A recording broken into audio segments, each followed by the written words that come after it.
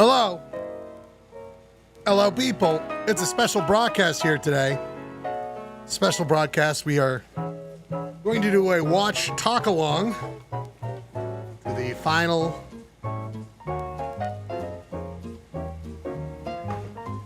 NBA Final Game 5. Let's get to it right now, people.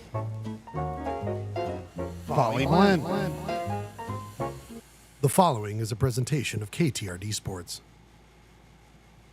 That's right, everybody. KTRD Sports. Our good friend and correspondent on the KTRD Sports is, of course, our good friend, Ryan Bradford. Bradford, are you with us? I'm here. Can you hear everything? Yep.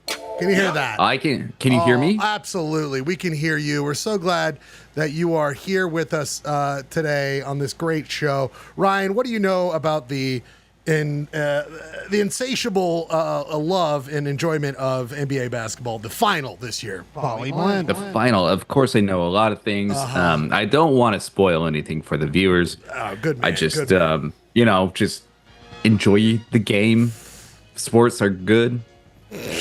Yeah, you sound great, Ryan. First of all, I know that you're just a little upset the attention's not on you for the moment, because I know where you've been this weekend. It's a lot of Ryan Bradford talk these days.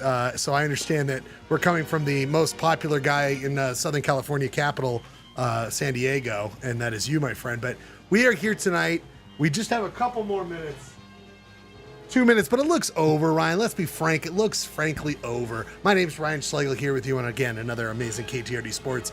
The watch along with Game 5 of the NBA Finals. Last time you watched NBA, my good friend Ryan Bradford. Well, last time you watched a basketball game. Been a long time. Been a while. I am not even familiar of who is playing in the finals. Really? Well, this is interesting, Ryan. They are currently, it is a heated match between the Indiana Pacers and the Oklahoma Thunder. Thunder. And the Pacemakers. The Pacers is a great name. It's from an era that that word must have meant something different, or maybe it didn't. Like, keep up pace. They're Pacers. Like, it just seems like a very adequate team name. It's right. like we're not the Excellers. We just set a pace.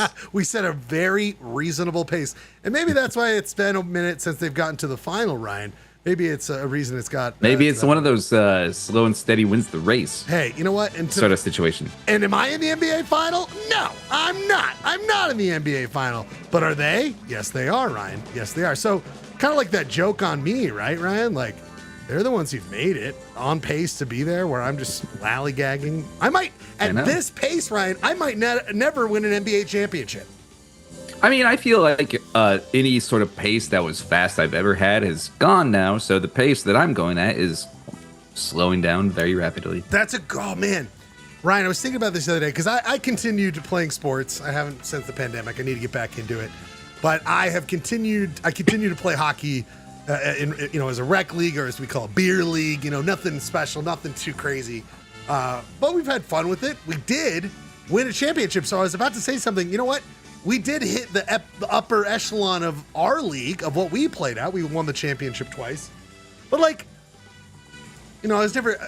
was the goalie, and I did great. I was happy with that and did great with that. And I was always happy with that. And then I moved to defense when Jalal came in, because he couldn't skate out. He could only play goalie. He wasn't a really good skater. So I was like, I'll play defense. So I was very reasonable at defense, but I wasn't taking over the game, Ryan. And it's like, you know what? We'll probably die. You and I, as people, I mean, I don't want to, maybe you feel differently. I mean, after this weekend, maybe especially. Have you ever felt you've taken over the game, Ryan? I've taken it over. I'm the one out. And I think what you're saying about sports is just kind of my attitude about life now. Oh. It's just like, we peaked. Am I wrong? Hey, is anybody on this thread going to argue? I mean, I'm not going to argue. We peaked. I'm having more fun than I've ever had. I will say that. I'm more comfortable with myself and more comfortable with my creativity and not hating myself all the time as much. Of course, I do hate myself all the time, but it's not as powerful. And look at with the show, every week I'm trying new stuff. I feel like I used to be afraid to do things, and I don't anymore. So maybe the feeling like that moment is gone, Ryan, is also freeing in a way. Does that make sense, Ryan? Well, yeah. I mean, I think that comes with peaking. Is afterwards you just don't give a shit. I just and don't. that's very liberating. I here I always get mad. I'd get mad with a friend of ours, a guy I did comedy with all the time. Also Ryan, let's say. He's a big nihilist, and I respect that in so many ways. You know, I know Steph has some nihilistic tendencies as well. I think I hang out with people who have nihilistic tendencies. But I will say, I've always believed in doing shit. You know what I mean? Like, I don't want, even though I'm like done, I've given up, it's like, I still like doing stuff. Does that make sense, Ryan? You know, like, I'm not like, I think there's that recognition that we ain't getting any younger, but it's not a sense of failure. Yeah, and like, of course, like, you know, it'd be nice to have all the things that come with it, security, you know, wise, when it comes to finances and a future and all that. That would be nice, you know. But at the same time, you know, I think we built ourselves out. I've been, you know, very happy with what I've got going on in my life. And it was one of those things, I heard someone say the other day, they're like, do you ever truly get like comfortable? And it's like, it comes and goes. It comes and goes. And I feel that way sums it up to me. Sometimes I'm like, I'm the luckiest guy on the fucking earth. And then there's other times where I'm like, I'm a piece of shit and I fucked everything up. Do you know what I mean, Ryan? Yeah, no, same, exactly. Again, this is an NBA Game 5 talk along. We're talking about the This NBA. is NBA therapy with Ryan and Ryan. Oh my God. People, we do have some other correspondents here tonight. We want to bring in, look how Gurky's frozen. Tribe of Rhyme therapy. Gurky, you're here with us. Is that true, watching the game? Yeah, man, I was a little worried about you for a while. Things were getting pretty dark, but I'm glad you guys ended up at a good spot because you guys are Husky boys, man. Right. That's all you need. That's all you need in life. It's true. We've got our huskiness. We're surviving that way. I also say, I feel we were just being representative of the Indiana Pacer fandom right now. You know, it's dark. You've made it this far. You're happy you did, but you're just trying to find some happiness, some way to move on in this glib world, you know? They are also having an existential crisis. I'm telling you, the entire state of Indiana and Indiana Pacer fandom around the world is going through this. But you know what I'm never sad about, Gurky? When this guy pops his beautiful mug up on the beautiful Zoom. He is, of course, the Podfather. Clayton Scrivener, are you with us? I'm here, man. Can you hear me?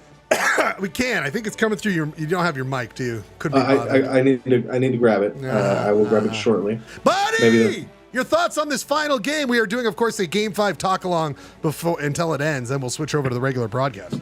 I was at band practice. I barely could follow along. Does that kind of sum up your feelings on this one, Clay? Are you being overly fuck you to this final, or is it just you think? No, I don't have a lot going on. You got to prioritize. Got a show coming up next Tuesday. Oh, where's the show? At the International. Oh, Tuesday. So we're talking. We haven't even promoted it on the show yet. We're talking June 24th at the International in downtown Salt Lake City. Is that correct?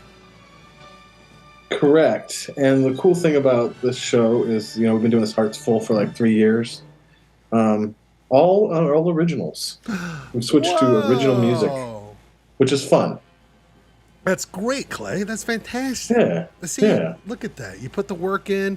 3 years later, it's like people. If you were to watch the first couple shows of Polyester Blend, you look like it now. It's like, holy shit! It's like NASA when they first had a couple sticks put together to make a rocket ship, and then now we're on the moon. You know what I'm saying, Clay? That's how powerful we are here. We're on the moon. That's what we do. We're on the moon. Let them eat cake. Let us eat cake. That's what we say on Polyester Blend. Ryan,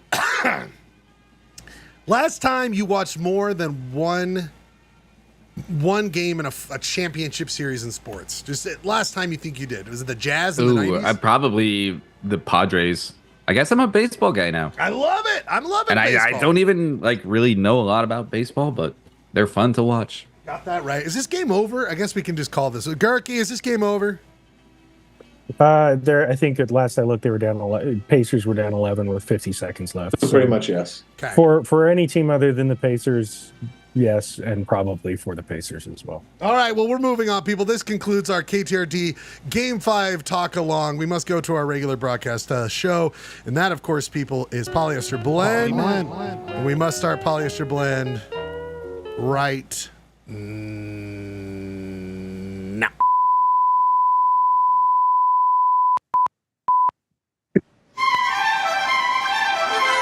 KTRD, home of the Polyester Blend Network, is now on the air. Welcome to another broadcast day.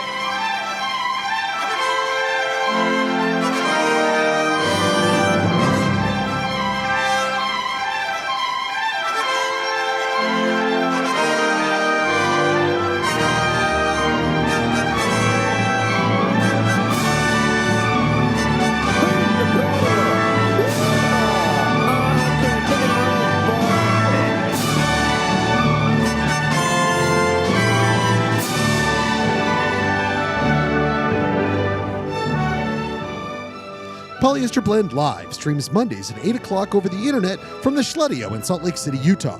It is also simulcast from UHF station KTRD, 299 MHz frequency from Hastings Dip in Utah's West Desert. As Polyester Blend Network and KTRD starts its broadcast day, we ask you to join us as we dissect, try to understand, poke fun, and also share our love of this strange Utah existence. Before we get to the live... Oh, yeah. Oh, yeah. I mean, we'll get into it. So much to get into. We have a little celebrity amongst our crew. Celebrity. I don't want to get married ever anyway. He's got a little hot-headed these days, but that's okay. You can. You totally can. But hopefully Polyester Blend will bring him back down to earth. Speaking of earth, we all got brought down to earth this weekend.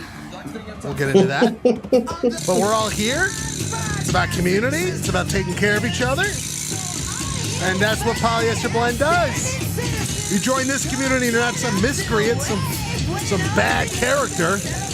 You're going to be taken care of by this community. And one way we do it is coming to you every Monday night around the 9 o'clock hour to do a couple hours of good times, fun, and merriment. The Polyester Blend Live!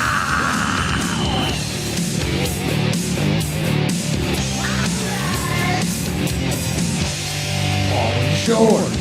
Oh, people, his name. Blatant scribbler, you see it on the screen. My name's Red Schlegel. We must take care of some little business here. We need to see if we're going to have a good show. If I get this basket in, we're going to have a good show. If I get this in the basket.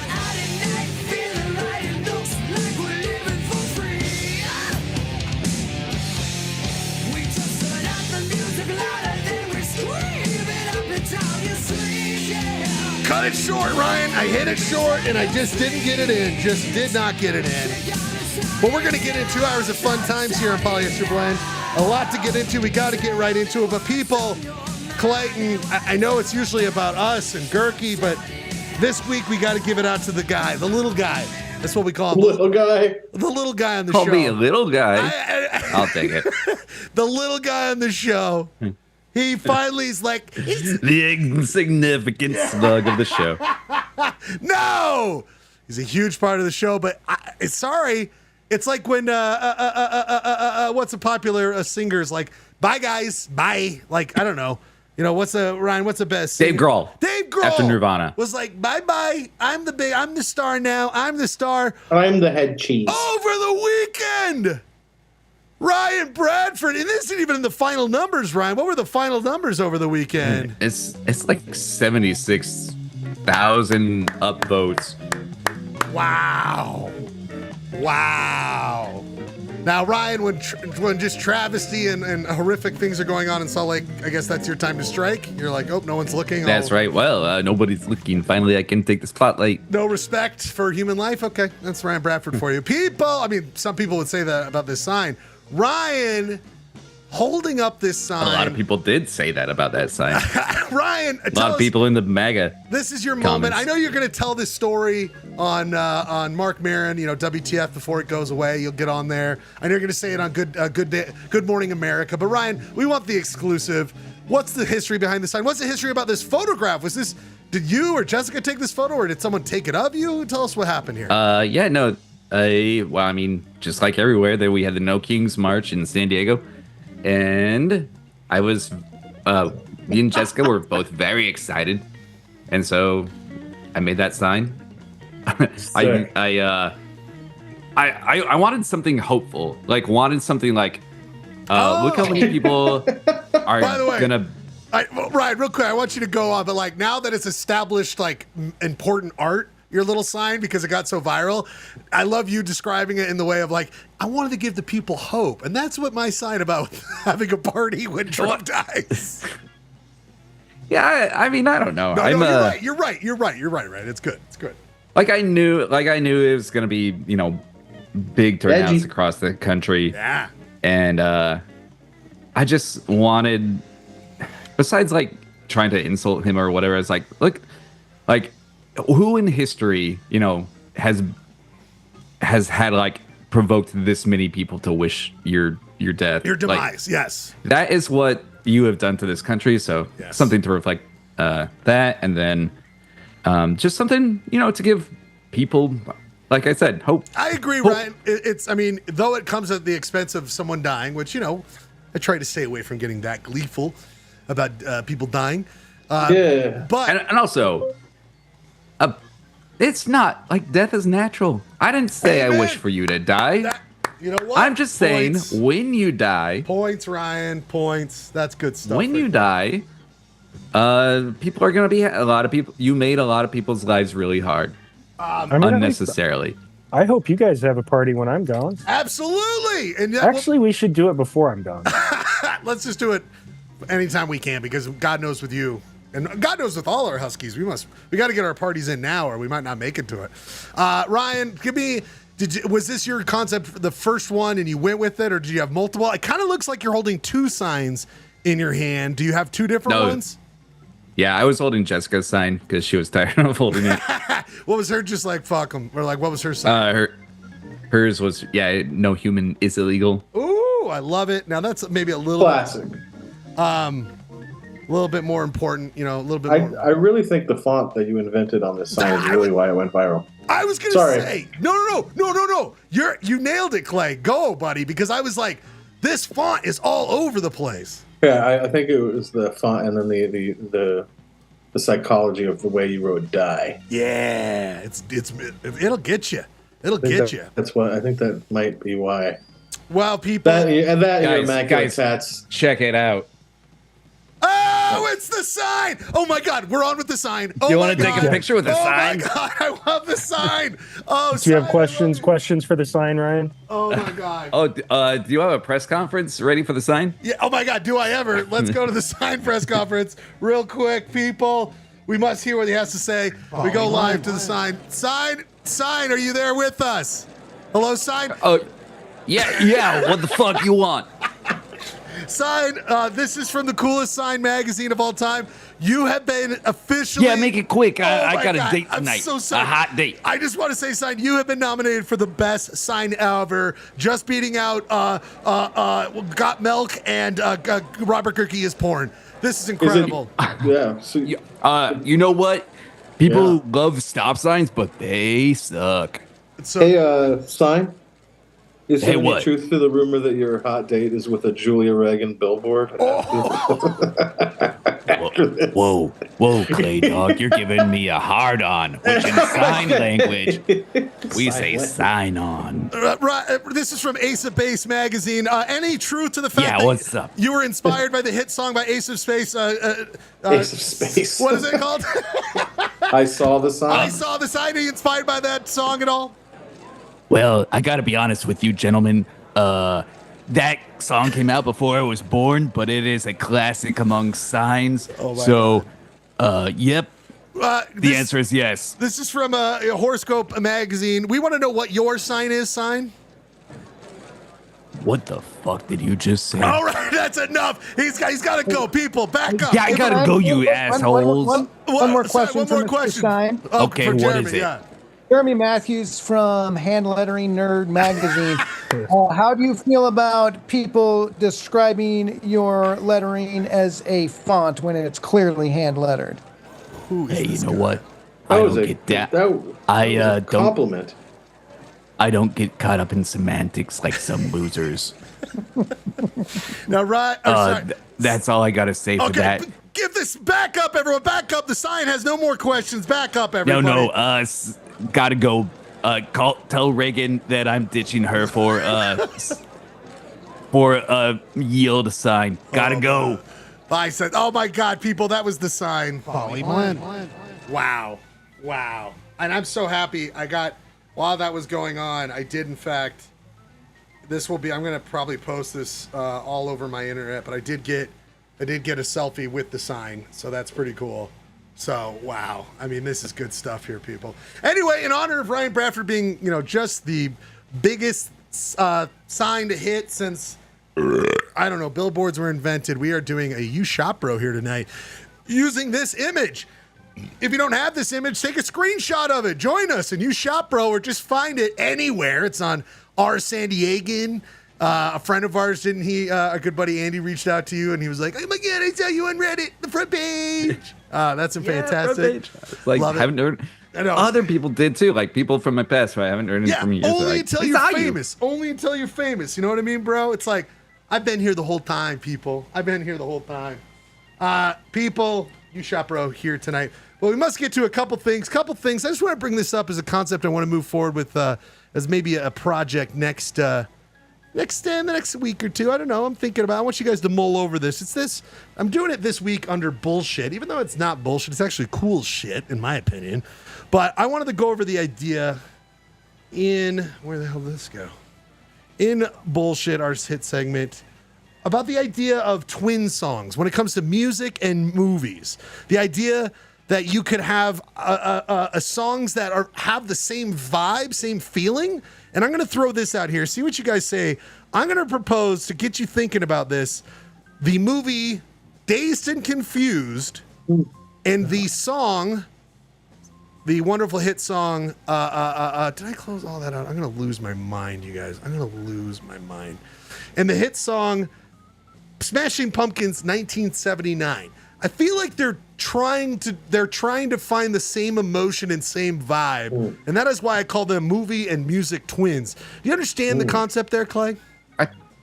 Yes, like twins and ethos. Yeah, they're like, even though it's different media, they're like, it's the same thing. They're twins of the same kind of vibe. And I know it's on the spot, but if you think of any, like off the top of your head, like Ryan or Girk, does any other ones come to mind? Mine was Dazed and Confused and Smashing Pumpkins 1979. Jeremy too. I mean, you might have one. I don't know.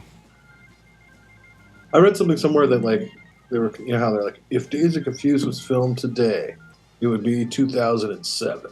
Oh, that's you know what I mean? They would be their look back. No one likes that idea. You know what I mean? Like, no. But look at how nostalgic can you get over 2007? I could get I don't know. I disagree with you, buddy, because you would listen to some MGMT or some shit. Hell yeah, dog! That was when Brian and I were DJing. Oh, you're doing the W's. I mean, all the movies that came out that year was quite a. That was right about the time you guys peaked, I think. Right? That was my peak. By the way, the more I think about that, Ryan, though you're right, I'm going to fight against it, okay? I'm just going to keep fighting against it. Though you're right. I mean, I'm going to say right now, you're right, but just come on. You're going to rage against the dying of the light? Goddamn right. Does that make sense? Girk, any come to mind? A song that you feel always was representative of a movie? And it can't be like from the soundtrack. It has to just be like its own separate thing. Oh, okay. Well, that changes it up a little bit. Give me a minute. Okay. Bradford, I'm drawing have you thought of any examples? Usually, I think Trent Reznor has made music for David Fincher, but every kind of David Fincher reminds me of a Nine Inch Nails album. That's true. And that's like more of homage. Like, I'm trying to think of like things that happen at the same time. You know how style sometimes incorporate. Anyway, think about it, people. If you have one, movie have to have come out at the same year. No, not necessarily. Dazed and Confused were, I think, the same like decade. You know what I mean? Like sometimes like for whatever reason in the 70s, I felt like people got obsessed with trucking industry and kind of became like a trucker rock was a thing. Trucker rock and just truckers in general. So there's like different kinds of shit that like are just about this love of the trucker verse and trucker lifestyle. So I feel like that's the thing. I thought of one. Give it to me. The song La Bamba always reminds me of La Bamba. We're going to get to you in a second, pal. We're going to get to you in a second. The troublemaker you are. The troublemaker you are. Anyway, think about that. The other thing, Clay, everyone here, I just want to say, true bullshit. true bullshit. Okay, enough is enough. True. It is 2025. We must have figured out windshield technology before it. Why have we not figured out windshields? I get mine replaced after about a year of being cracked, and just today, 2 months after I get a new one. Oh boy. Boom off the windshield. Crack. You're saying I drive up Harleys every day. I don't bother changing my windshield. It would be pointless. Good man. What was that, Jeremy? I just said you had 2 months with a clean windshield. Congratulations. I know. I mean, is that regular for you guys? I mean, what's your horror stories of replacing a windshield and then it breaking? I don't replace it. Repair bullshit where they stop it from spreading. You put a little plug in it. Put a little plug. But yeah, I'm not gonna replace the whole fucking windshield. Ryan, you live in fucking goddamn California. Are you running into this shit all the time, or is it just us Utahns with our rocks? We love our rocks.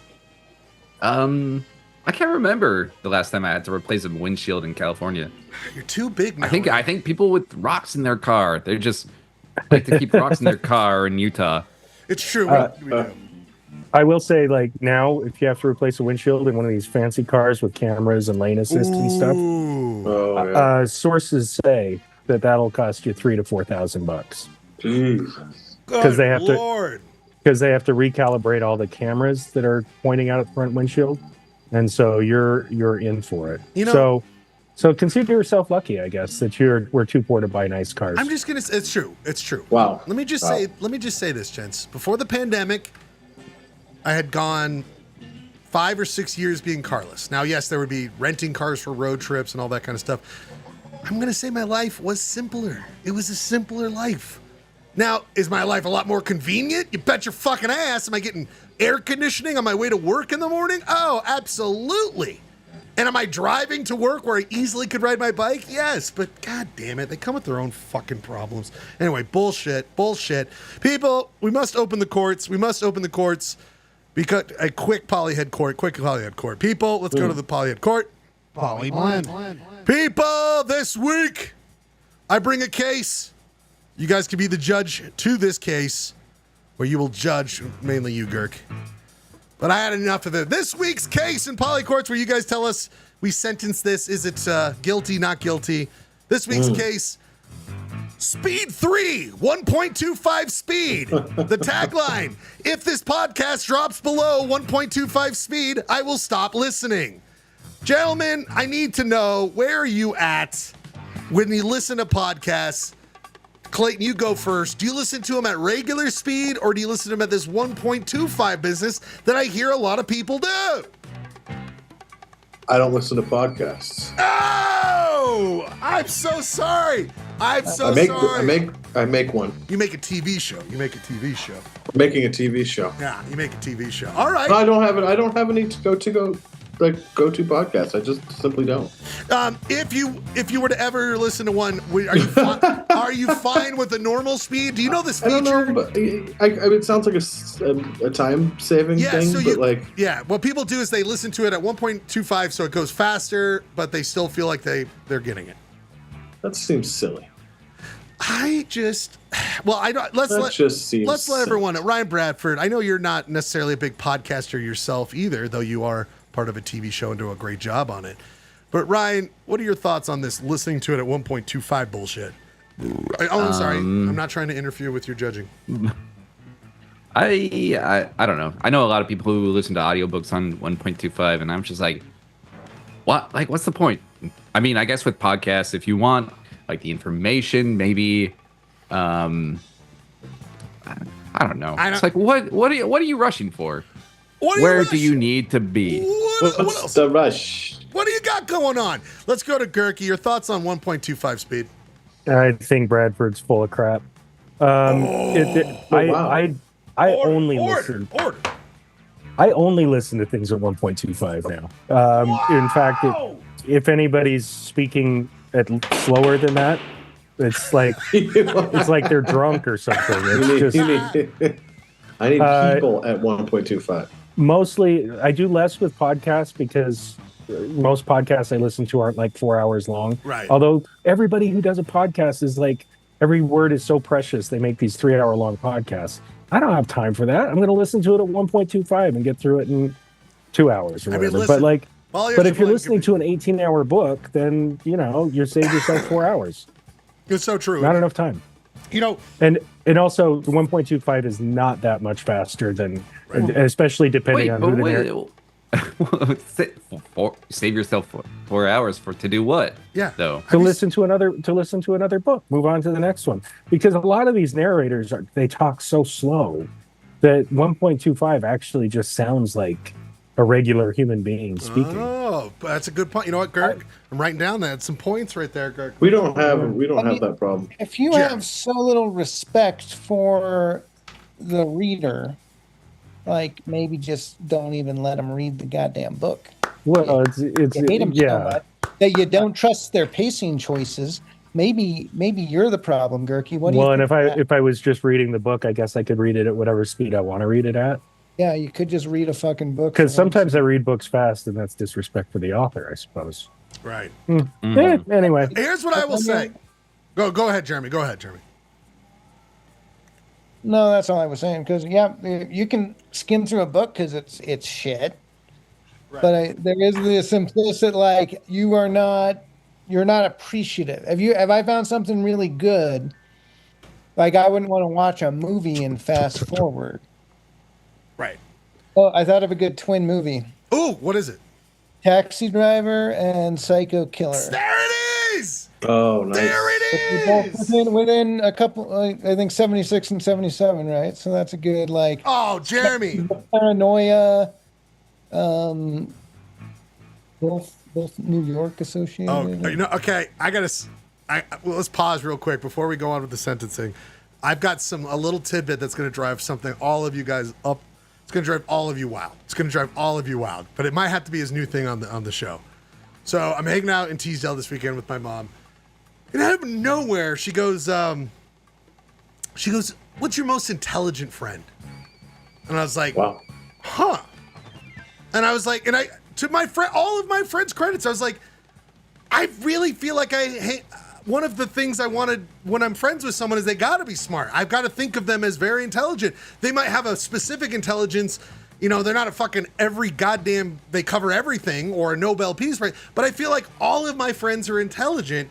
And before I say that, as I'm about to say that, she goes, "Jeremy Matthews seems very smart."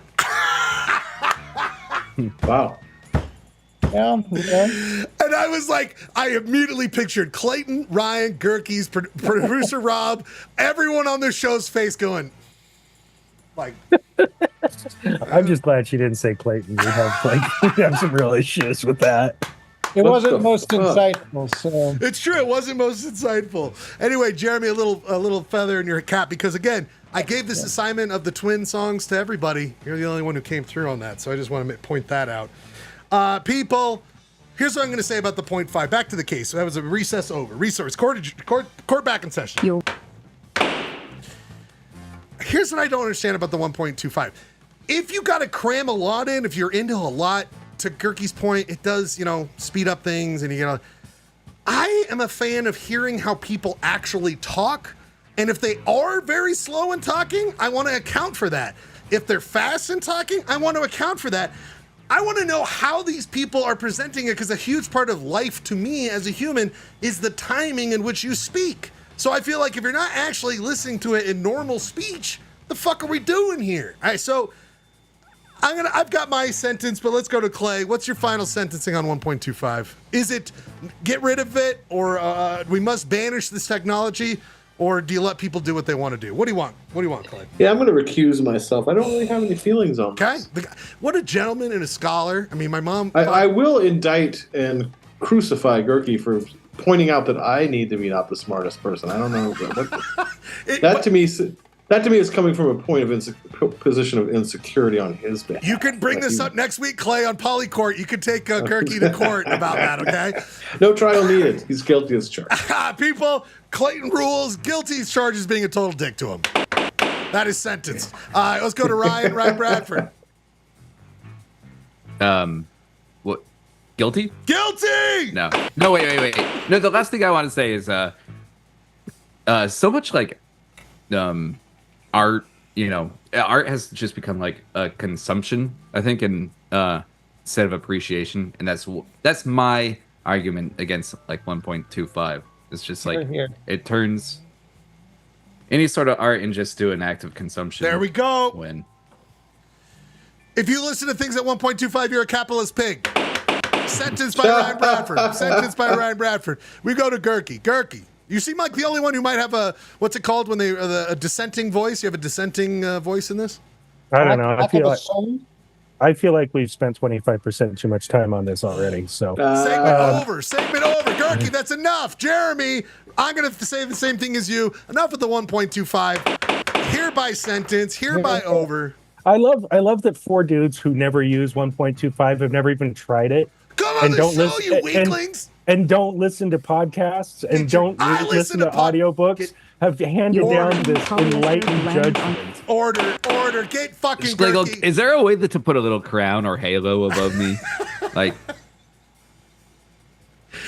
get Gurky out of the fucking courtroom. He has lost his mind. He is out of order. If you want to bring evidence next week to the court, bring your friends who listen to 1.25. We'll hear them out. Okay? They talk really fast too.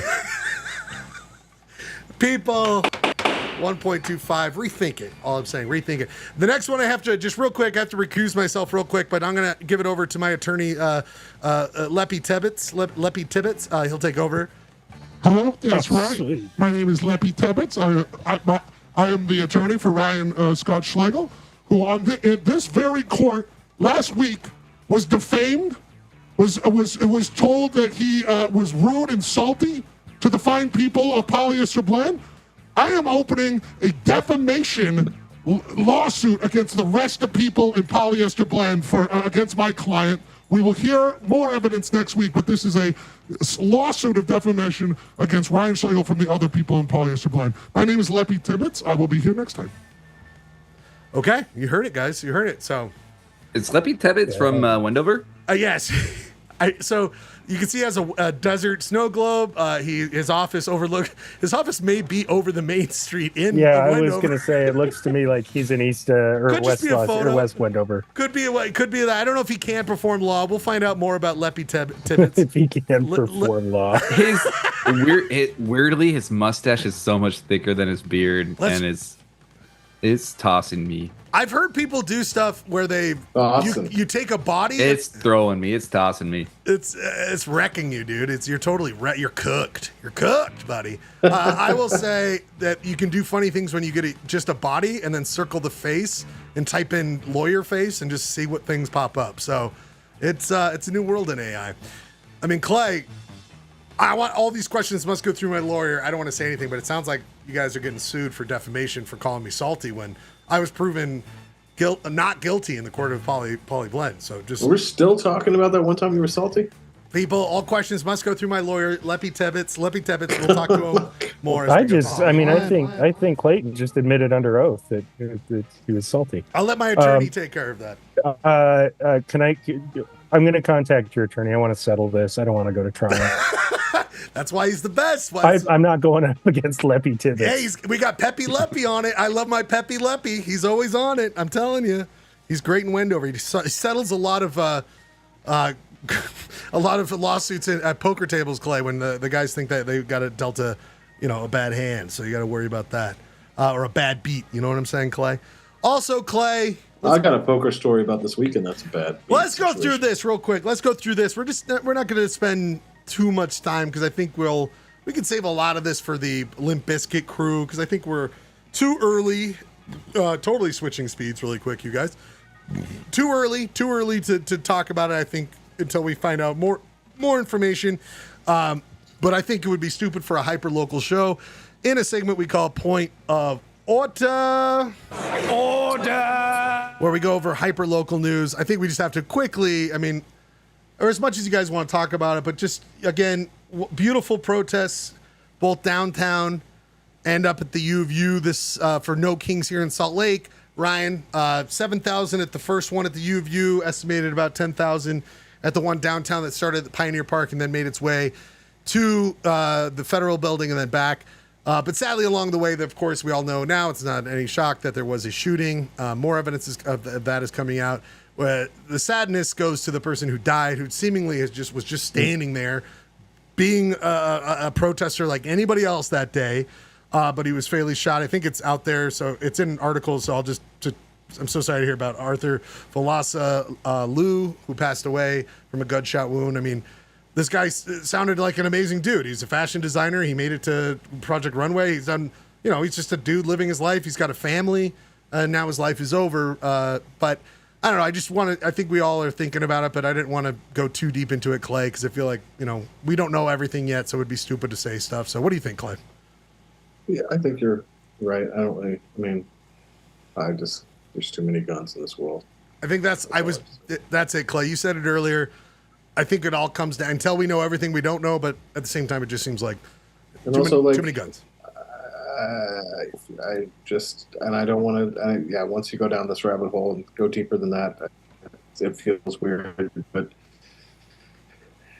I just can't imagine a scenario where I show up to an untrained, not LEO, not sanctioned law enforcement person show up to an event with a gun, even if I'm allowed to. I just don't. It's just not. And Clay, and you're right on. The way I'm programmed. I think we talk about peacekeeper, vigilante, someone who just wants to look out for people. I get it, but I think that you take a gun to a demonstration that's already hot. I think you're already signaling that. I just think you're making a bad decision. And period. You're right on. I just will say, let's cut. We can talk about it in the Limp Bizkit crew because some of us are kind of involved in all this stuff, not like in the shooting, but like in the peripheral. So we'll talk about it in the Limp Bizkit crew if you want to decompress with your friends. That's all I have to say. I love it, Clay. You're right on, brother. You're right on. You know who wasn't right on? And I must say this right now. This story is very small, but it feels like why I love the Trib and why I love local journalism. Clay, did you happen to read this article about Vineyard, the city of Vineyard? Well, I've read many articles about Vineyard. It's crazy. It might be. I think it's got to be Polyester Blend. And tell someone, Polyester Blend, we deem it the nastiest city in Utah. Like the nastiest city. Like, tell me, because every time I think they've always been pretty right wing. I think they've even positioned themselves as kind of like a bastion of anti-liberal rhetoric. We've talked about them throughout the time. What were your thoughts on Vineyard, and can you describe Vineyard? I know the subhead on this is hilarious. Admits to using AI to answer I want to get to that, Clay, because I think that's hilarious because I can't. That's a story. Can you? Well, hold on. I want to get to it because I think it is funny to the story. Clay, can you describe Vineyard to anyone who might not know where Vineyard is or how it's a more recent city? I think if not all of it, a lot of it is on former Geneva land in like west of Orem that used to be a smelter and they, did some environmental remediation and built a city. At one point, it was by far the fastest growing city in Utah. In Utah. Yes.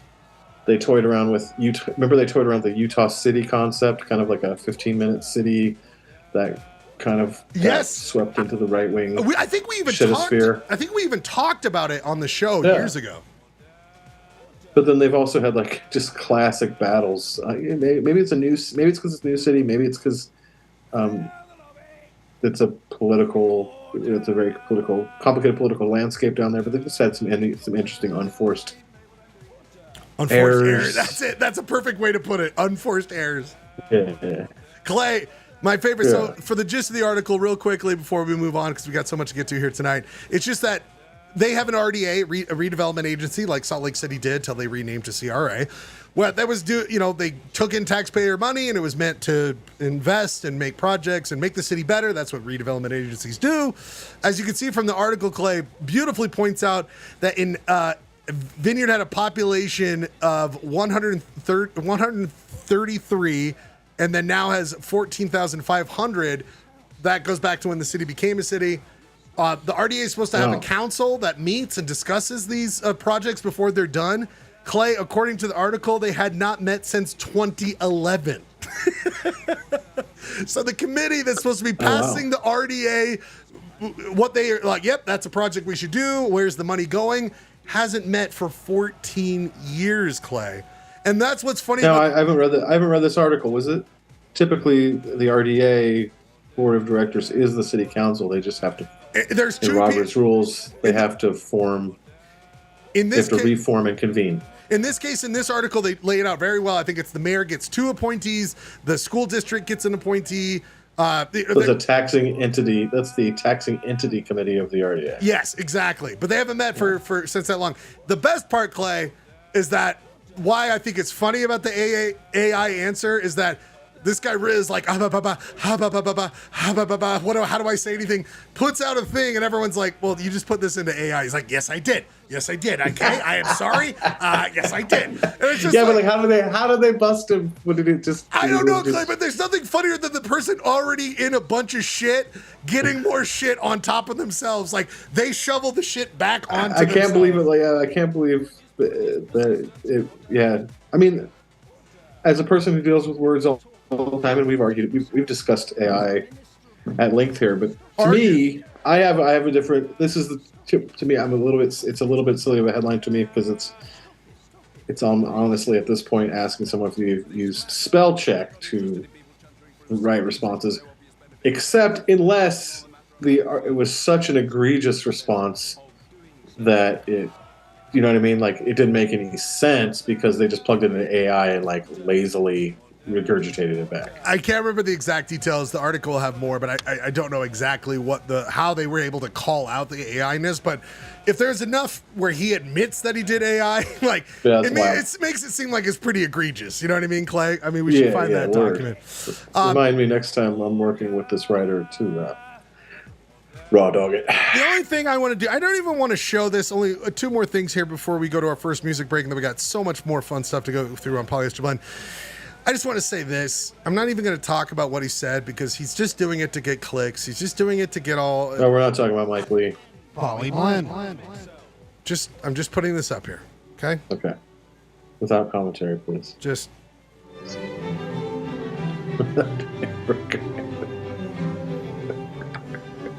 Okay. So we just had to do that for a second.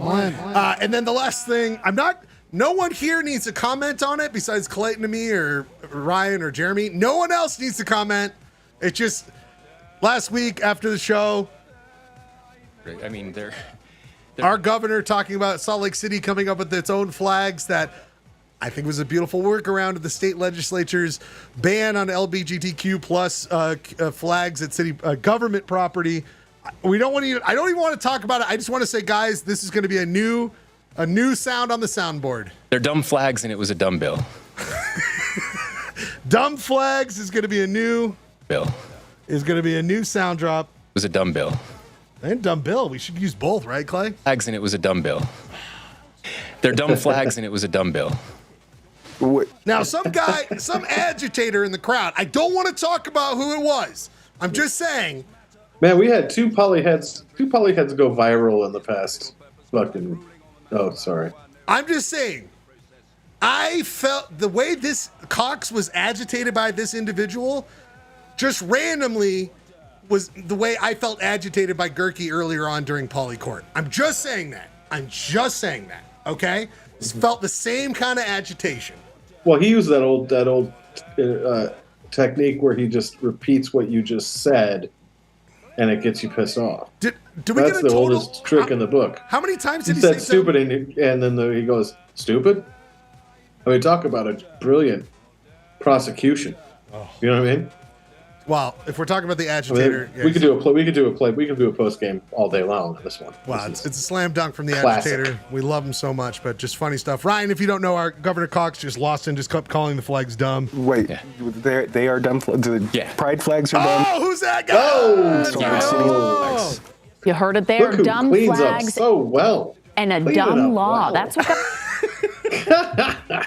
It does feel, Clay, like such a highlight, you can't believe it was said by a governor. Dumb flag, dumb law. Said by your guy. Like, oh Jesus, the times we live in. Well, you know, if there was a stronger leadership at the executive branch, we would have never had this circle of dumb. Great point. You could have just, prior governors handled things. They killed things like this before they ever got to this point. And I don't know if we've slid down a rabbit hole of political discourse where we have to fight these battles, but I think former governors found a way to like silence people like the newest member of our beloved Hall of Fame. Oh, beautiful. Ryan Bradford, your quick thoughts. Did you hear about this? Did you know about this? That was beautiful, Gurky. I hadn't heard about that. We don't know who did it. I don't know who it was. I think it was probably Sign. He was just Sign's been on a roll, dude. Agitating more than just there agitating as he does. The sign should have a statement that's like, there are no dumb signs. That's like its next big statement. We want to know what the sign's going to... Oh, Ryan, that's good. What's the sign going to say next, Ryan? He's kind of a loose cannon. You can't really control what the sign says. By the way, Ryan, your first character in your room, by the way. I know. I need some sort of voice modulator or something. Yeah. What's the sign going to say next? And by the way, it could just have... Ryan, you could just always position it with its own message in the back. I'm just saying, frame that. Anyway, we'll get to that later. I'm gonna buy its own camera. You should, buddy. Multi-camera. No one here cam. No one here does multi-camera dumb stuff. There's no one here ever who has done too many cameras that are unnecessary for the show. But people, what's not unnecessary is us. Oh shit, I hit power.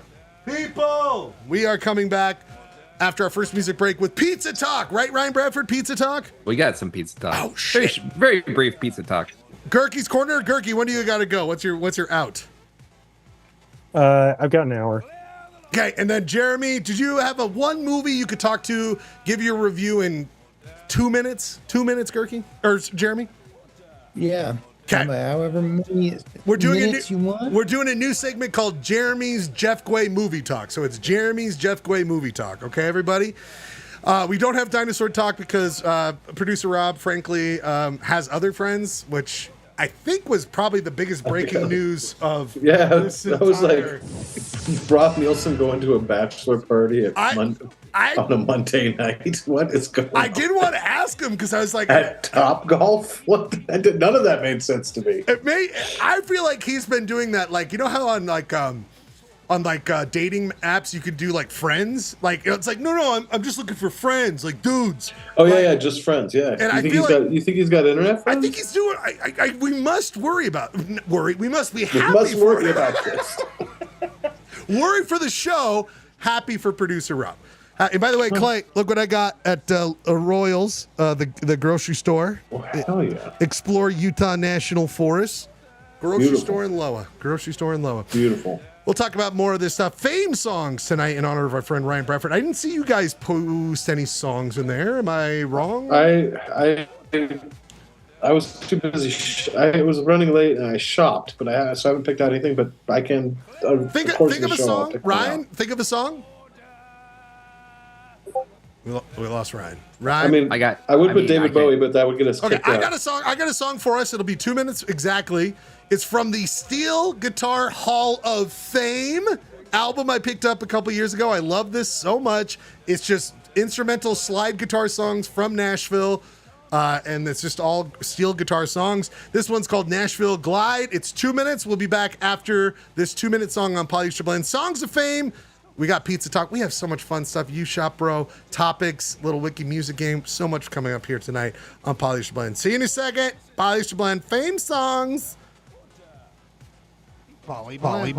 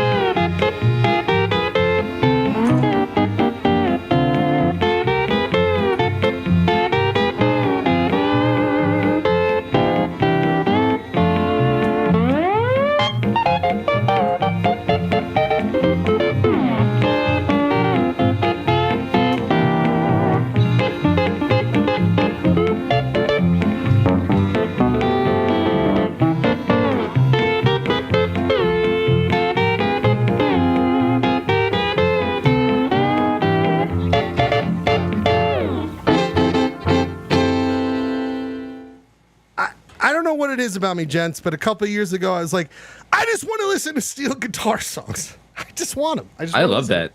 That was great. It reminds me like Ren and Stimpy theme song. Yes, vibes. Ren and Stimpy, Raising Arizona vibes too. I'm like, why am I not listening? I like that sound.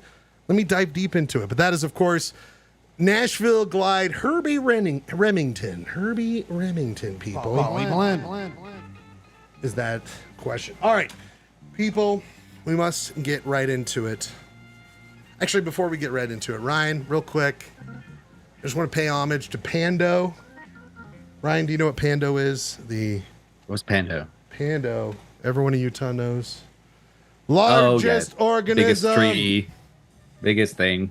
I said hello to our good friend Pando here this week, and it made me so happy. We drove through and went to Fish Lake.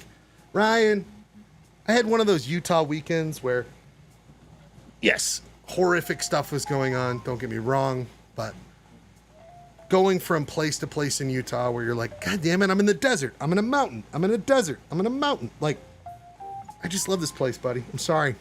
I'm unabashed lover of our national, or actually just a geography. But I will get to that next week. I didn't have enough time on this, but the big bill, we'll get to that next week. But a lot of the big bill that our president loves would sell off a lot of public property, Ryan, and it just makes me so sad. Because once we do not have it, it's gone forever, my man. Some fucking prick will buy it and not let us go there. Unless a smart prick buys it and gives it back to the government. Ryan, you're here with Jeremy and Robert Gerke. Clay will come back. We know he'll come in and interrupt it. I was trying to wait till he got back. But, buddy, it's time to get to it. We must get to it. It's time to get to an important segment called Pizza Talk! Ryan Bradford, your hit segment that, again, buddy, your last one was magnificent. It's a great premise. I'll let you take over. What is your topic for Pizza Talk this week? Maybe a little more laid back this time. Could you, let's see, what were you playing last time? Was it like a Italian restaurant? Oh, I had that, songs? but now I've got... Oh, yeah, we can do this one. But I can do the other one. I can do the other one. If you give me 1 second, because I know you wanted that. Keep going. I got you. Okay. Kind of short, kind of sweet. Here we go. Sorry. Yeah, maybe we should just leave this. This is the one you want? You want this one? Okay. This is the one I want. This is the one I want all the time. Okay, This is beautiful. I'll switch it up. Okay. So Pizza Talk. Pizza Talk today is an ode to the cupped pepperoni. Oh, amen. Stanley Cup, the World Cup, Wimbledon, Indy 500, all symbolic of greatness. And they are awarded with cups, vessels by which excellence is delivered. But one cup rules them all, and that is the cupped pepperoni.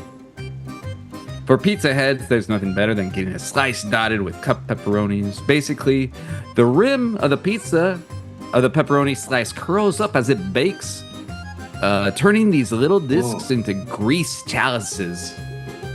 If flavor equals fortune, then my cups runneth over indeed.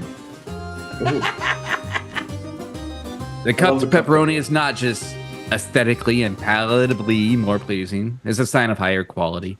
The pepperoni that curls comes from thicker slices of meat housed in natural casing.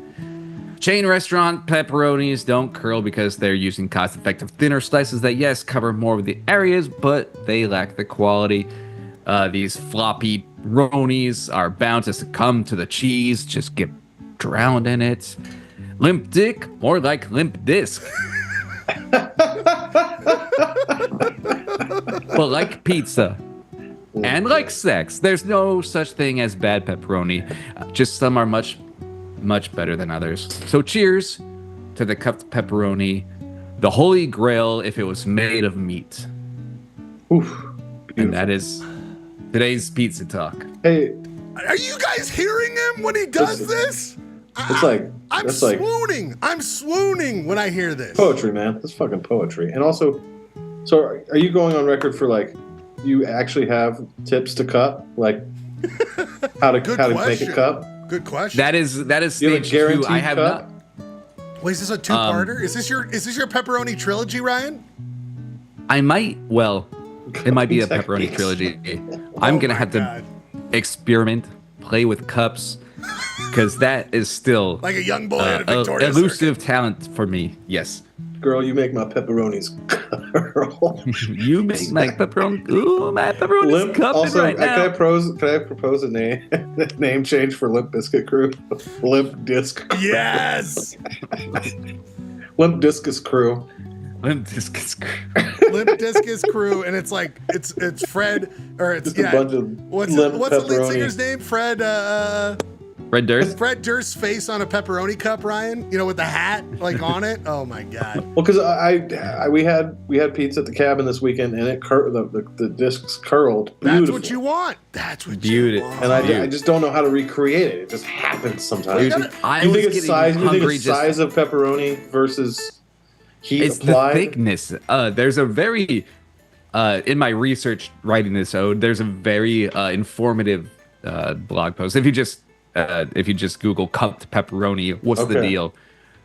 You'll get a very informative kind of. Are there like fan groups? I don't know if it's what this is the deal. For cupped pepperoni, are there like enthusiasts that you can find? Not as many as I was expecting. Let's see what you got down there. As a vegetarian, I don't eat it, but I've noticed it like sometimes you'll see a pizza photo and I'll be like, oh, that's got a cup to it. I wonder what the deal with that is. So this was enlightening. Thank you, Bradford. You're welcome. I'm telling you, Jeremy, you're gonna. I think it's that one. Serious Eats. Like, if anybody wants to learn more about the cup pepperoni, I found this blog post, this article, very interesting, informative. Ryan, I'm gonna post. I think from now on, you've done too well. I want to post a video of Pizza Talk just as its own thing on our Instagram, and any material I should link, I will put in there. And this goes to it. You know what, Clay? The Plaza in Vegas on Fremont, that has that. What's that pizza place, Ryan? Where you got the wings? Where you double timed it? Yeah, no, I know what you're talking about. That pizza place has pop-up pizza. Pop-up pizza. They got the cup. Are they referring to the popping up the pepperoni sides? Oh, Clay! Clay points, Clay, on your way to True Husky Boy, because a True Husky Boy notices the food and the meaning of the name. Clay, you're on your way to Husky Boy. Thank you. The show. Odds-on favorite. We got to get through. We have so much to get to. Ryan, again, Nobel Peace Prize on how we do this. This other guy has a Nobel Peace Prize on being dumb, an agitator, but we must go to his corner. It's time for a little bit of Gerke's Poly Blend. Gerke's corner. I assumed you were going to Clayton first. No, in the mean streets of his own imagination, where all he fights are the different tomatoes he's growing every week. We must check in. I sent you some photos. Looking at it right now. Okay. Oh! Look at that. That's actually a green pepper. That's not a tomato.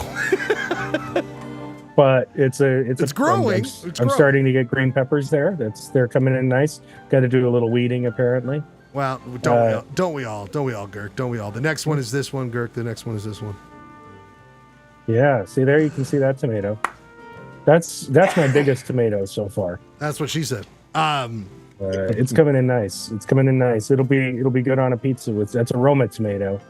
So it'll be good on some pizza with some cupped pepperoni, maybe. Oh, hell yeah. Mamma mia. Mamma mia. Maro. Yeah. And then the last photo you sent over, Girk, of your beautiful tomato. I feel like we should rated X tonight. Polyester blend these gorgeous tomatoes. Yeah, this is just a little guy, but you can kind of see one behind him in there a little bit too. So these are the heirloom tomatoes. They're going to take a little bit of time, but they're coming in. So yeah, tomatoes are going good. Remind me, Girk, have you done gardening like this before? Is this your first foray into this business? First time gardening. Are you liking it? Are you keeping up with it? Or you find yourself being like, I'm Girk, I'm going to go watch some sports. I'm not going to go work on that shit. Well, when I leave town in a couple weeks, I need to make sure I have my irrigation system in. I don't have that in yet. So I'm watering them all by hand now. It's a bit of a hassle. I will tell you. if I don't get that irrigation system in, they're all going to die. So No, we have an army of PBL Huskies who will find a way over to save your tomatoes. Yeah, Okay, my friend. It's not going to be that hard to get the irrigation system in, but yeah, it's. I think I planted too much basil. So if anybody needs basil, I want basil. I want basil. all right. I've got 3 basil plants, and I don't know what to do with any of it. Gurky, this is your corner of the show to talk about what you want. We love checking in with the tomatoes. Anything else you need to discuss? Anything else? This is your time, Gurk. Your time. You know, I got a parking ticket this week. I'm pretty pissed about it. Was it issued by the city of Salt Lake City? No, it was issued by Salt Lake City. They were on the spot. I mean, I threw that thing in there and just ran inside for 7 minutes, and I had a ticket when I came back out. Now, were you down at, what's that pornography shop on State Street? Bob's. Is that Bob's? Were you a little too, you thought you'd get away with that, my friend? It's technically just Bob magazine shop. He's parked in the Bob 69-second parking. See, you don't think I'm the smartest guy on the blend, motherfucker? It's 6.9 minutes, Clayton, and he was there 7 minutes. Oh, by the way, Clay, the smart guy just made sure you know how time works. So just, oh boy, the tension grows. The tension grows. And by the way, Clay, your face was the first one when I heard, Jeremy seems. I was like, Clay's gonna hate that. Clay's gonna hate that. No. I'm not jealous. You've only brought it up 3 times. All right, Gary. No, I'm mostly talking about the indictment from the peanut gallery. Fair enough. You're right. And I think we've got entirely too many chicken places. That's it. What do you mean? Whoa. What do you mean by that? Yeah, I agree. Are you talking about designer fried chicken? I'm talking about all of the fried chicken places. You've got that one on 9th and 9th now that moved into the place that was another chicken place. And the Pretty Birds of the world. And you got some of the fast food one on 3rd West by Target. Where are you on the Raising Cane's? That's the one I was thinking of. That's really Pollo Loco is on the Target parking lot. Yeah, the Raising Cane's is pretty bland. I don't care for it. The Post Malone's Raising Cane's is my nemesis. That's the one. Well, does it used to be Hoppers? It's at Hoppers was like the pregame, Real spot. It was on the way. They were fast. It wasn't.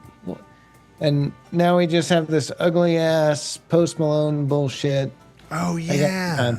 You could just meet me at Club 90, man. Does that still exist? Club 96 or is it Club? Is it straight up? Club 90 does still exist. Ryan, remember when you had to do an article for City Weekly about Club 90?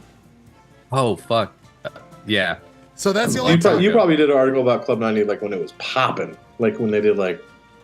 When it was packed of like line dancing and such. What if it's still packed and you're just old now, Clayton? I'm definitely old and I'm definitely not hanging out at Club 90. Is this Raising Cane's getting more traction because of the? My son is all about canes. I've seen looks good. I'll take it. Drive-through people. What's the address, Jeremy? Will never go there. Where is it again? What's the address? It's He's talking about the one on Union. They tore down Hoppers to put up this monstrosity. Oh. Yeah, he's talking about the one on Union Park. Yeah. So does Post Malone get a cut of every chicken sold there? Is that how that works? You know what I'm saying? I'm not familiar with Post Malone's sponsorship. He doesn't know about his You're not seeing those books? You're not seeing those books? Well, I guess we know who the smart guy is now. Yeah, exactly. Dumbass doesn't look at Post Malone's money. All right, buddy. We'll take care of that for you, Jeremy. Speaking of anything else, Gurky? Another wonderful Gurky's Corner. Another wonderful. No, I have some other ideas, but we'll hold on to them. Okay, hold on to them. Keep them, buddy. Gurky's Corner. This is your time and all of our time for to be cornered uncomfortably with Gurky and listen to him speak. We love it so much. A new segment, which is kind of an old segment. It is a Jeremy, give me 2 minutes on this. Give me 2 minutes on this. It is time for an old segment and a new segment and an old segment and a new segment. People, it's time for Jeremy's Jeff Quay Film Talk. I looked at that and then I was like, it's funnier just to add Jeremy because I really am lazy. I'm not going to replace it. But it is Jeremy's Jeff Quay Film Talk where he gives us a little peek of a movie or whatever he wants to talk with movies. I don't want to make him feel like he has to do one thing. But I thought of it as maybe a movie he liked this week. Jeremy, this is your segment. Take it away, my good friend, or any movie you want to talk about. All right, yeah, I got two quick movies to highlight. Bradford might have seen one of them, maybe both of them, who knows. One is Bring Her Back, directed by Danny and Michael Filippo. I'm not sure I pronounced their name correctly, but they're Australian directors. I heard about this one. Talk to Me a couple years ago, which was very impressive stylistically. This new one, Bring Her Back, I think is an even better film. I won't say too much about it because we've only got 2 minutes, but it's kind of following the trauma of two orphan kids, and then also the trauma of their stepmom, played by Sally Hawkins, Sally Hawkins is always amazing. This is another great performance from her. It's a pretty intense movie, but I would definitely recommend it, especially if you're a fan of horror that's a little bit psychological and also intense. Ryan, did you see that? Because Jeremy, the movie podcast I listened to, where they were like, "This one's fucked up. This one's a fucked up one," but like, good. It's got some pretty. I mean, you see that. I mean, it's pretty messed up, but like, it's very. But they did keep talking about how they think these filmmakers are people to watch, like that kind of vibe. You know what I mean, Jeremy? Like, yeah. Ryan, have you seen it? I haven't seen it yet. I'm very excited to see it. Okay. I recently rewatched Talk to Me, and that movie fucks. It's so good. Yeah, sorry. Go on, Jeremy. Oh yeah, and then the other film is, if you're a movie nerd, you've always got Wes Anderson on your mind. His new film is The Phoenician Scheme with Benicio del Toro and like 200 other people. Particular standout that are all awesome, but Michael Cera, who has never been in a Wes Anderson film before, is the standout performance, I'd say. Not Benicio? This is Benicio's movie. It's Benicio's movie. He's great in it, but Michael Cera is like someone. It's kind of amazing. Wait. Michael Cera? Michael Cera. Are you calling him Cera? I don't know how to pronounce his name, but he's always amazing. It's kind of amazing. He's never been in a Wes Anderson movie when you think about it. I know of Michael Cera, and you've nailed it. People this whole week have been like, "This is stupid how he's never been in a Wes Anderson movie," because he's just right there. Yeah, and he fits right in. I think formally this isn't as ambitious as Asteroid City was. I'm a defender of that movie. I'm a huge Asteroid City fan, but this film is more of it's a stylistic romp. It's a summer adventure movie that also happens to be a Wes Anderson movie. By the way, so go see both those films and enjoy them. Jeremy, this segment is already one of my new favorites. This is what I want every week. You've done such a great job. Next week, I'll make sure to give you more time. I just remember before the show, I was like, shit, I think we want to do Jeremy's Movie Talk, but I am going to keep the name Jeremy's Jeff Gway Movie Talk. Coming next week, your coming attractions, other things like that. People, that is all that we have for our three boys there. Unless, Clay, you have something. I feel like we covered sports, unless there was anything huge with Clay with sports. Clay? No, I don't. I mean, we talked about the NBA Finals. Yeah, I mean, Clay, do you want insight? We haven't done insight. The finals over, by the way. Fill me in. I didn't quite understand what happened. Oh yeah, good question. I don't know if Clay knows. What are you talking about? Is there a champion or no. The Indiana Pacers have now entered win or go home mode. So it is Game 6. Pacers have to win to force a Game 7. And how this usually works is they're going back home to play the game in Indiana. The theory being Pacers should win, and in a Game 7, anything can happen. That's what you want. That's what the people want. I predict this series goes 7 if Tyrese Halliburton is not hurt. So we'll see. Okay. Clay, as always. Clay, do we need to bring back Clay's insight? That was something you did for a minute. I mean, if I could, get a segment where everyone doesn't talk over me, sure. The guy who talks over everyone when they do their own segment. I was listening back last week. I'm trying to do. This guy, Deed Ronner, is joining the show, and it's just Clay's like, what? Huh? What's going on? Clay, we will do Clay Insight next week. All right, Clay? Right, Clay at the cabin likes to talk over people. He's extra. Because on domain up there. Clay, we will do Clay's Insight, because I loved Clay's Insight. I think you ran out of doing stuff, so just remember that. People! I ran out of insights. People. Okay. What do we got? We got Photoshop. What do we got? Is it Photoshop time? It must be Photoshop time. I keep pushing this, but I'm going to have to push again. People, it is time to go to a hit segment we all love so much. In fact, we love it even more. I think Ryan loves it even more because it's about him. And let's not forget, you guys, that this guy earlier tonight was like, I don't want to do one. I'm going to sit out this week. And it was like, all right, big time. You're trying to big time us right now? Like, you're too good for your own You Shop Bro about you? Guess what? The guy showed up. Did the sign make a sign? The sign. Oh, man, Ryan, there should be a sign that made the sign. No time for that. We must get to it. Jeremy's going to judge it. We do a segment sometimes called You Shop Bro, where we judge if you can shop, bro, and Jeremy will be the judge. Let's go to it right now. It's a head-to-head competition. Poly blend. You even shop, bro? You shop, bro? You shop? So this week, of course, we're doing, can we even get it on the San Diegan right now? San Diegan Reddit. Ryan, you were just at the top. What does it feel like, Ryan, as a San Diegan to become the top set? You were kind of top San Diegan, like the WWF champ. That's like you, buddy. There he is. There's our boy. 78,000. Guess what, Ryan? Ryan. Downvote. No, I'm just kidding. Do it. Do it, I fucking do it. Ryan. The sign is holding a knife to me right now. Don't yay, your buddy.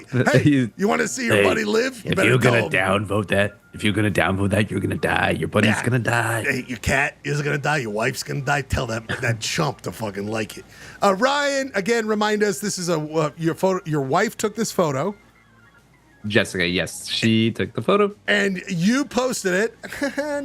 Oh, me look beautiful, me be smart. Of course I'll post it on the San Diegan. And it goes nuts. It goes nuts. And by the way, Ryan, you are not a guy who's like, oh, Reddit, you shouldn't take all the glory. Instagram, Facebook, they all get the Ryan Bradford, right? Yeah. I mean, I only posted it here. People posted it on like Threads. Oh, you're saying you didn't post it? Oh, I think some woman found this on has to be a woman Reddit. Has to be a woman. Like she posted it, and it has. I don't know if it's more viral than this, but I saw like million. What was the one where I saw 3.5 million views? Whoa! Baby? Is that on Instagram? I think that's Reddit. If you like look at the okay. I don't know. Well, Ryan, either way, are you getting calls, Ryan? Are you getting any traction from this? No. And I'm kind of, I don't know. I didn't want it. It's weird. Like I think you're dressed so obsessed. Hardcore with your look tickety tats. Fucking badass, Ryan. No, you look so cool. There's no way that could possibly be you. Cool. Dude, great. Your vest, your shirt, your tats, your glasses. I was like, damn, son, I want a photo like that of me. I don't have any of that shit. All my photos are like eating a burger, like with my double chins, and it's like, ooh. Which is badass. So you haven't been doxxed. No one's like trying to. No, I'm getting like I was, because there's waves of MAGA. I get all the like alerts when people are commenting, and it's mostly people that are supportive of it, but there's also a lot of MAGA people that wish me ill will. And I'm like, oh my God, I hope this isn't like getting me on a list, or if it's like, it's like what happened to Team's auntie, where they were getting harassed by the right, or putting my job in danger, or like getting me doxxed. I just, I don't want any of that. So you're in your free time, and that's not like, well, you should be fine. People, all I will say is I'm proud of my friend. I think it looks so cool. You have plausible deniability that it's you. Plausible badass ability. I don't look that cool. That's not me. Right. Also, Ryan, come on, people. That's the sign will speak for Ryan. Just go into anytime you have to speak to yourself. If your job brings it, just do the sign as the character and hide on the ground. And it's like, I'm the sign. Hey, this worked on what the fuck are you Polyester talking Blend. about here? This worked on Polyester Blend. Why aren't you guys listening? All right, people. Here's my card. People, we've got a great U-Shop Pro. We're using this image. I'm interested in what you all did.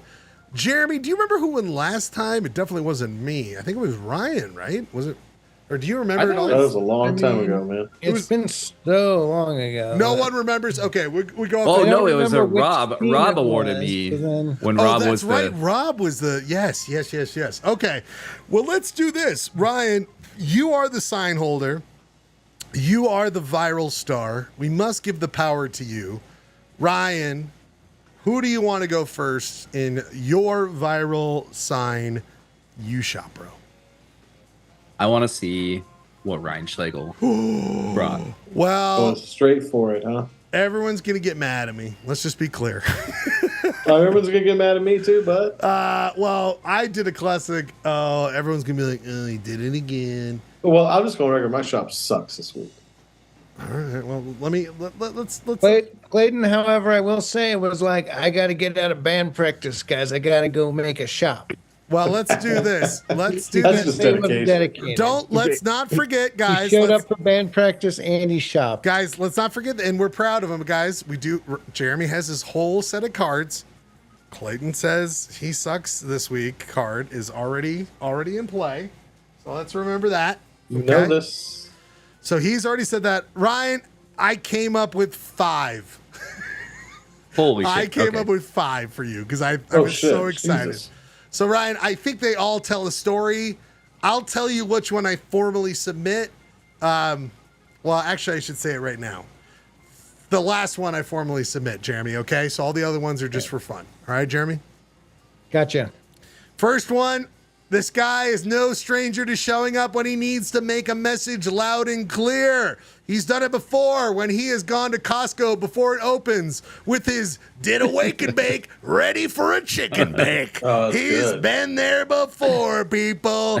He's been there before. Speaking of before, he's also been in history. He has been a longtime protester. His name is Ryan Brad Ford. Well, guess what? He's been at the Ford assembly plant in the 30s with this hit sign, "Don't worry if you make a bad Ford, I'll always be a rad Ford." Really shaming those assembly line workers, Ryan. I think it's dickish, but this guy's got an attitude. Speaking of attitude, his attitude might get him in trouble from the Trump administration. That's why I thought when they start to round up people, Ryan, at Petco Park in San Diego, you might be one of the first people rounded up. Ryan, that's why I say your other sign in the future will be this. Sorry for joking on Trump dying. Oh, sorry, for joking on Trump dying. Sorry for going viral. I wrote pure bile. Now only want Trump young and viral. Or virile. And that is you in the prison camp at Petco Park. They will set up because you'll be the first one there. Ryan, don't forget that you also showed up to the last known photo of Prince. That's right, the artist formerly known as Prince, not only because that was his old name, but he's now dead. Ryan, you showed up to his last known photograph and had this sign. This is nothing compared to the 1999 party we'll have when you die. Wow. But Ryan, what I found so upsetting was that you had already used the exact sign. I haven't altered this sign. You've already shown this sign that you got a viral spotlight for with a former president, and that is maybe your most disrespectful moment. And Ryan, this is my submission for you, Shop Brick, this week. It is this: when you showed up to Jimmy Carter's last outing outdoors, and you said, no, "This is nothing compared to." Oh Jesus! Oh my! That is and that one's your official submission. Oh my god! Oh my god! Yeah, if that Jimmy Carter one's your official submission, Jesus. Ryan, I thought it was so dickish that you went to his last outing and used the Can same we get a sign. comment from the sign? Like, how does the sign feel about being shown with Jimmy Carter that way? I think these all are pretty badass. They have just the right kind of attitude I'm looking for. And right, the sign would like the one that is the actual sign. The other ones are a shopped version of the sign. That's right. I love that. Yeah, man. And why is he Michael Keaton as Batman? Is kind of what we're doing. Yeah, here. I'm just a bad sign these days. People, that is Ryan Schlegel's official submission of Ryan Bradford going viral. I think if Clay had his way, Clay wants this to be my official submission, right, Clay? Yeah, I thought that one had me chuckling. Gurky, you're more of a this one probably, right, Kirk? That would have been yours. I mean, I'll tell you, I was impressed with all of them. I think you. I mean, even the uncomfortable Jimmy Carter one. I think you did a good job. This one, the one where. Yeah, that's a little. I mean, that was a good party. I also think it's a positive because, like, if you go back, you can see Jimmy Carter is partied out. He had a good time. But like, right, you're also saying, Jimmy, don't worry. When you die, we're gonna have a great party because he can't really have In a your great honor. party. In his honor. Also, the fact that I looked up last known photo of Oh my Prince. God. Yes. Oh boy. Oh Wow. boy. People. Oh boy. You did good work, man. Thank you, my friend Gurky. Gurky, you might be next. Clay, you might be next. It is Ryan Bradford's choice or himself for the next pick of Ryan viral photo. You shop, bro. What do you want, Brian? I want to see what Clay Dog left the band practicer for. Now, I will just caveat this with saying I didn't make 5. I'm not a complete hoser. I just did 1. I get shamed for this? I thought are we not respecting prolific artistry? It's like it seems like a little scatter shot. Like you could put all your chips on one table. You go it just seems like it's do you shop, bro, not do you shops. How is he turning my prolific brilliance into a negative? This fucking guy. That's why he's the most intelligent. He's the dark. He's the Sith Lord. I'm just sowing the seeds he's not the most intelligent. I don't disrespect the process by oversharing. I do 1. I make a count, and please put it up. People, this is by the way, I'm going to put up the last time when it was like astronaut, and it's just I still love this one, Clay. I'm just you. It's so good. Watching Dave's at Hulu and just eating some snacks, But not even watching it, just looking to the side. Yeah. He's waiting for his phone to ring. It's like the Schledio. He has multiple TVs. Yeah, he's got a lot.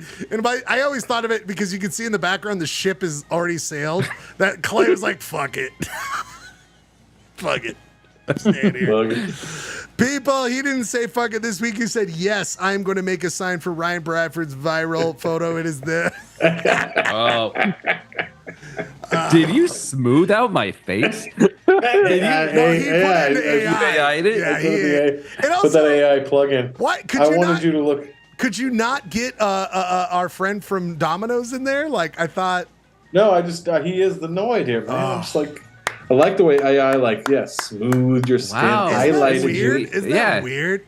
And it's like, it's weird and it weirdly, and it modifies the tattoos. And also it does like a lens change, right? Where it does like a shallow depth of field. Or completes, instead of the tattoo being covered partly by the sleeve, it's like... Yeah. Do you think the Salt Lake Tribune will write an article? Scrivener admits to using AI. Only if you a Noid tattoo should have been added on. Clay, your first tattoo should be a Noid tattoo, dog. It did. I did talk to AI a few iterations on this. I said, D-Schlub, optimize Bradford's glow. He schlubbed up. That guy, look at the balance. That's a schlub up. That's a schlub I think he schlubbed up. I think he schlubbed up, right. I think the angles of it's the like angles advanced of denim, up. the angles of the denim were like. Yeah. I didn't ask for the. I would like to see the re-schlubbed version. I could do it right now. If this is a D-Schlub, while you guys do this, I'm going to see if I can double Give it a double schlub. Yeah, can you double? I'm going to actually. I'm just going to type into AI double schlub. I love this. All right, Ryan. While we wait for that, do you want yours or do you want Robert Gurky's? Let's look at Gurky's. Okay. Oh, by the way, yours is. Oh, you did something funky, dude. All right, Robert Gurky. This guy's been around for a while. We love him. Yeah. He's got to go to an airport soon, and we respect that. But oh boy, he's doing the Lord's work here. This is hyper polyester blend. Go ahead, Gurk. I'm a little bit. Well, I mean, I'm a little bit concerned because Clayton already outed my idea. But go ahead. People, let's just have a look. Oh shit! Great. I guess smart people do think alike. There's nothing compared to the party we'll have after you. That's really good, Gurk. That's really good. Holy shit! Oh my God. Oh man. Oh man. I mean, Ryan, do you know that it's just getting more and more viral in Salt Lake? Like, people are getting tattoos. People are printing stickers like every day on Utah or Salt Lake City. I hate what it's doing for the Reagan, The Julia Reagan. the Reagan family bottom line. Oh. Me too, Clay, because it's like now it's turning into like they're getting what they want out of this. I was happy to goof on it, but now I'm like, wait, but seriously, now we're all obsessed where they can extend it for years now, you know? And Yes. Ryan, your thoughts on ever holding up a Julia Reagan sign? I would love to hold this sign up in San Diego. That would be so funny. You would go viral in Salt Lake City, but not in San Diego. You know what I mean, Ryan? Where like no one would know you in San Diego. There would be maybe one person, and it would make their day. Oh, The one thing I wasn't sure about, I changed when you died to after you died because she died a long time ago, so that we would have already had. Yeah, I mean, Gurky. By the way, when did she die? Has it been like? It's been like a year, almost a year and a half. Jesus Christ! Enough is enough, people. Enough is enough. Oh my God, Gurky's great entry here, Ryan. I'm worried because it looks like yours is a different thing. It's not a photo. Is that right, Ryan? No, this is the first attempt, and this is maybe me recusing myself of competition because it's not a shop. It's a do you premiere, bro? Oh, it is a video clip. Shit. Okay, hold on. Does it have audio, Ryan? It should have audio. Okay, that's fine. I just when it has audio, it just takes a second. Clay, are you working on a thing? Are you? Yeah, I'm sending you the schlub right now, the double schlub. All I did was say, give this guy the double schlub treatment. Move, children. Dominoes. Double schlub. That's all I said. That's all I said to AI. I provided no further instructions, and I'm sending it to you now. Okay, before we see that, I mean, you're really starting to see AI's abilities to optimize and follow directions here. Before I see that, this is Ryan's not a shop. I'm getting mad because Ryan, I would have if we want to do other media, dog. I'll go. Let's go, baby. Let's go. But Ryan has done other media. Let's go for it, people. This is Ryan's entry to U Shop Row and his own viral photo.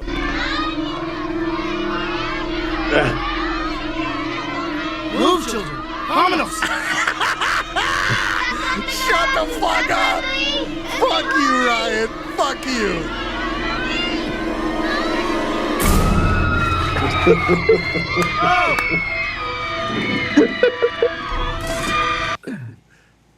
Fuck you, Ryan. Fuck you. That is so good. Fuck you. That's not a shop, though. Well, neither is the AI submission. So I mean, no, I thought, but we said the the whole AI creative cloud.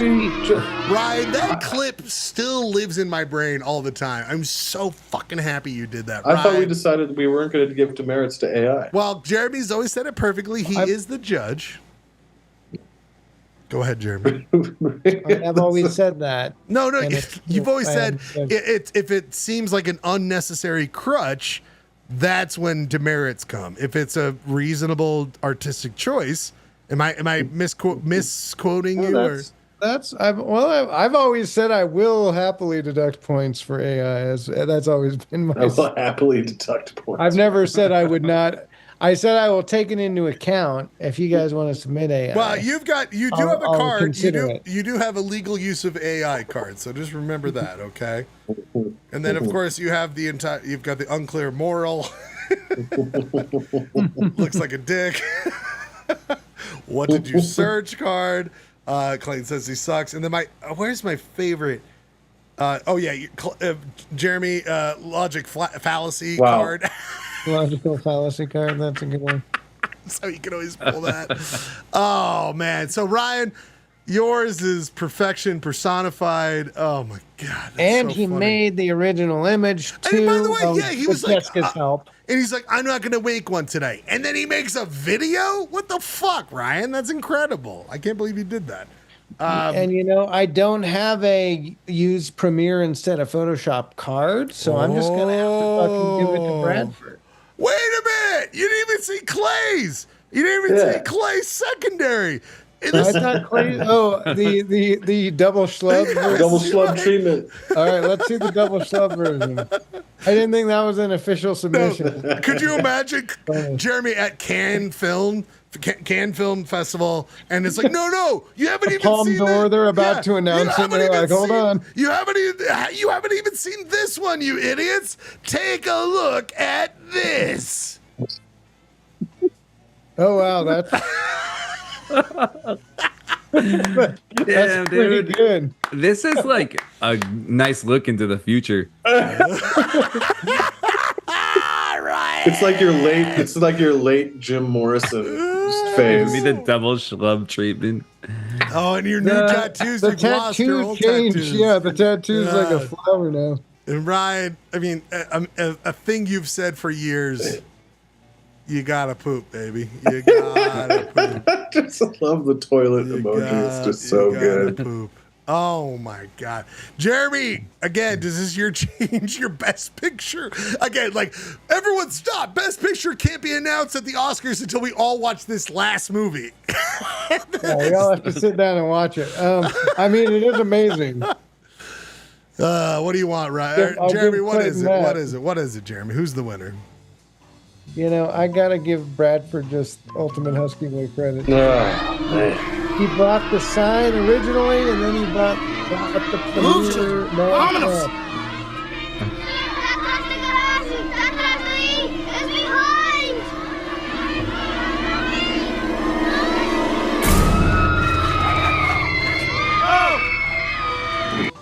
That's perfect, Ryan. Hey, Ryan, I mean, I don't need a nitpick, even though your idea is amazing. Like, the sign could have walked across. You could have hidden. I had to do that in 20 minutes. I wasn't like, I'm sorry. I couldn't figure out a mask with the Fuck. bush. Oh, I'm sorry, Ryan. I know it's so hard to come up And with to ideas. jump up It's so from hard. the bottom It's so of the hard. screen. That's It's so hard. It's so hard. It's so hard. It's so hard. I mean, I'm doing all this work for you. I put you in the same photo with the former president. I put you in a photo with Prince in your own prison, in your own Ford line, and also waiting for a chicken bake. And this is the treatment I get. The jump up though, it's a good shock, a jump scare. Ryan, of course you should win this week. Vamonos, children. Bro. And that's a perfect scene. Ryan Bradford, you've done it again, my friend. You've done it again. Wow. You and your friend. And by the way, not just you, the sign. Is this the first? I think this is the first victorious AI of all the shop contests. Ryan, I just want to say this. I'm so proud of you, but Sign did a lot of the work. Let's not forget that. Yeah, I mean, Signs is his favorite movie. Did either one of you come up with the song? Good, so we come back after this song. I did. I put a song in the chat. God bless. Sweet. Wait, what chat? Remember to put it in the doc, Clay? Oh, I put it in the Zoom chat. Okay. I got it. Okay, guys, we come back after this one song break. We come back to topics. We finish the night. Why this song? Yeah. Oh, Clay, why this song? Just because about it's fame. How long is it though? As assigned. You don't have to listen to the whole thing.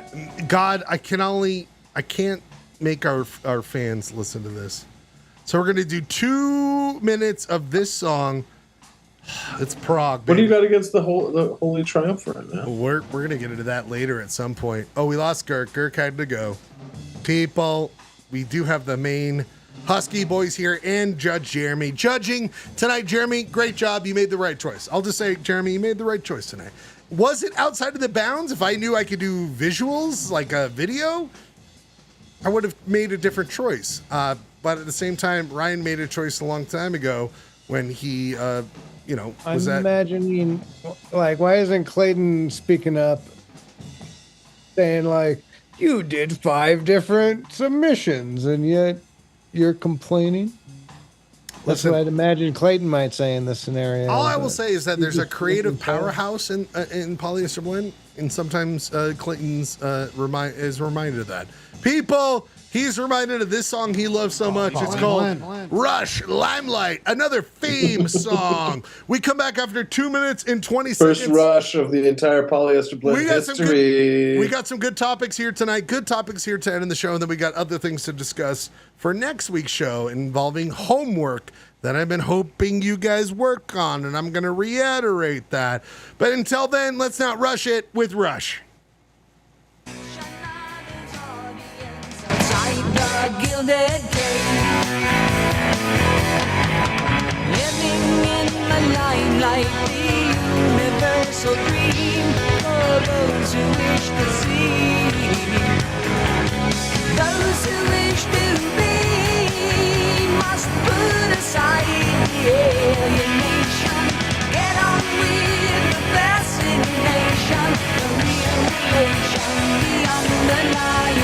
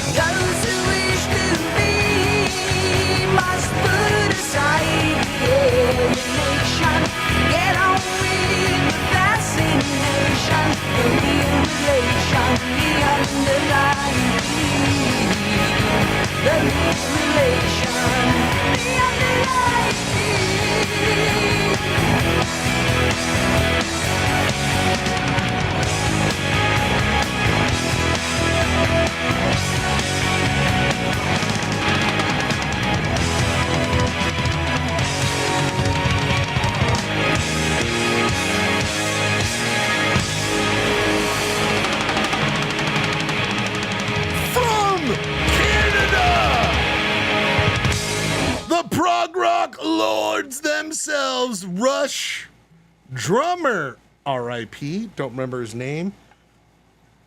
I can't see who's with Neil Peart. Neil Peart. Ryan, the funniest thing about Rush to me, and again, it's not unheard of where singers do not write their own lyrics, but Ryan, I never realized that, what's his, Purdy, well, who's the lead singer? Is it Geddy Lee? Geddy Lee does not write his own lyrics, which is fine, totally fine. But the drummer's writing those lyrics, Ryan. The drummer. I don't think I knew that. So, I didn't. Neil Peart, man. As a drummer, Ryan, are you ever like listening to your singer being like, I think I got it better. I think I got it better than you. You know? Mostly just sign. It's like, I got this. Well, your sign's always behind you, like playing the conga. Gunga, gunga, gunga, gunga. I got it better than that. I got it. Speaking of got it better than him, the most confusing move in a producer's move ever is producer Rob here tonight, who on a Monday had a bachelor party at Topgolf. How much are you able to explain the scenario here tonight, producer Rob? I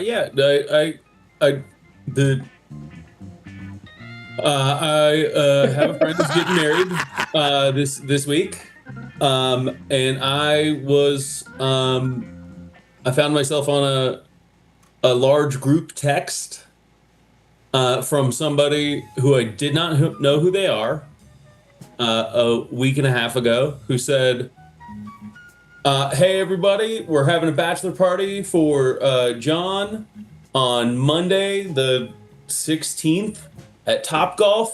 Do not reply to this thread, but do let me know if you're going to make it. Wait a minute. What? And so I saw on there that my friend Kit had been on the text thread. Oh. And basically nobody else that I knew. So I texted Kit and asked him about it, and he was like, yeah, I guess we're doing it. Who? Do you know the groom? I do know the groom. And do you only know it through Kit? No, I know him through other means. We went to high school with John Myers. Oh, is John Myers getting married? Yep. And he's going to Topgolf. Is this guy who sent this weird text message? Speaking of drummers, this guy who sent this weird text message is apparently, who I do not know. Apparently is was thrown in the bachelor party, which is very weird responsibility and a very weird choice to have a bachelor party. At Topgolf for John, a drummer who's a hippie dude. On a Monday night.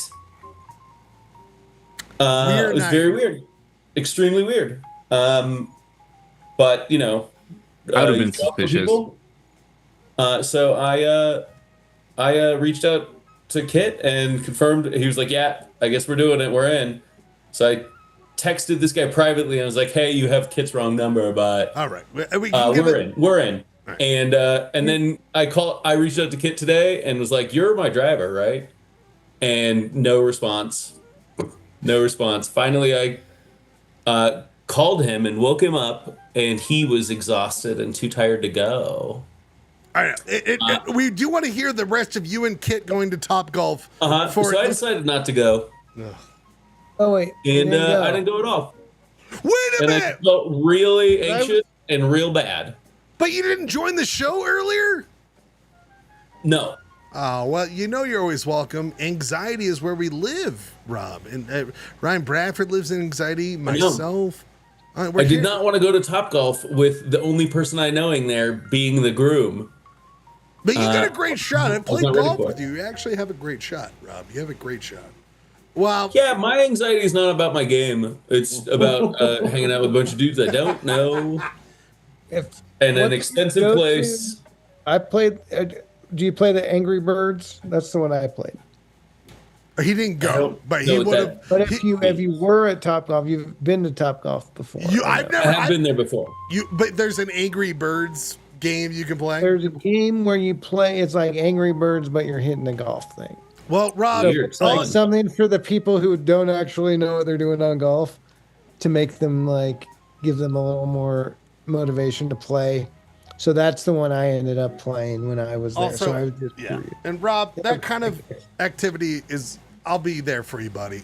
You know, you and I would go to Topgolf to experience a weird time of what's Topgolf. Yeah, I'd go have a weird time, but I do need an emotional support buddy for that. Yeah, 50 other weirdos and you don't know them, I would even be hesitant. But guess what? You're in good company, Rob. You're back on Polyester Blend. Just know that Ryan won You Shop Bro tonight.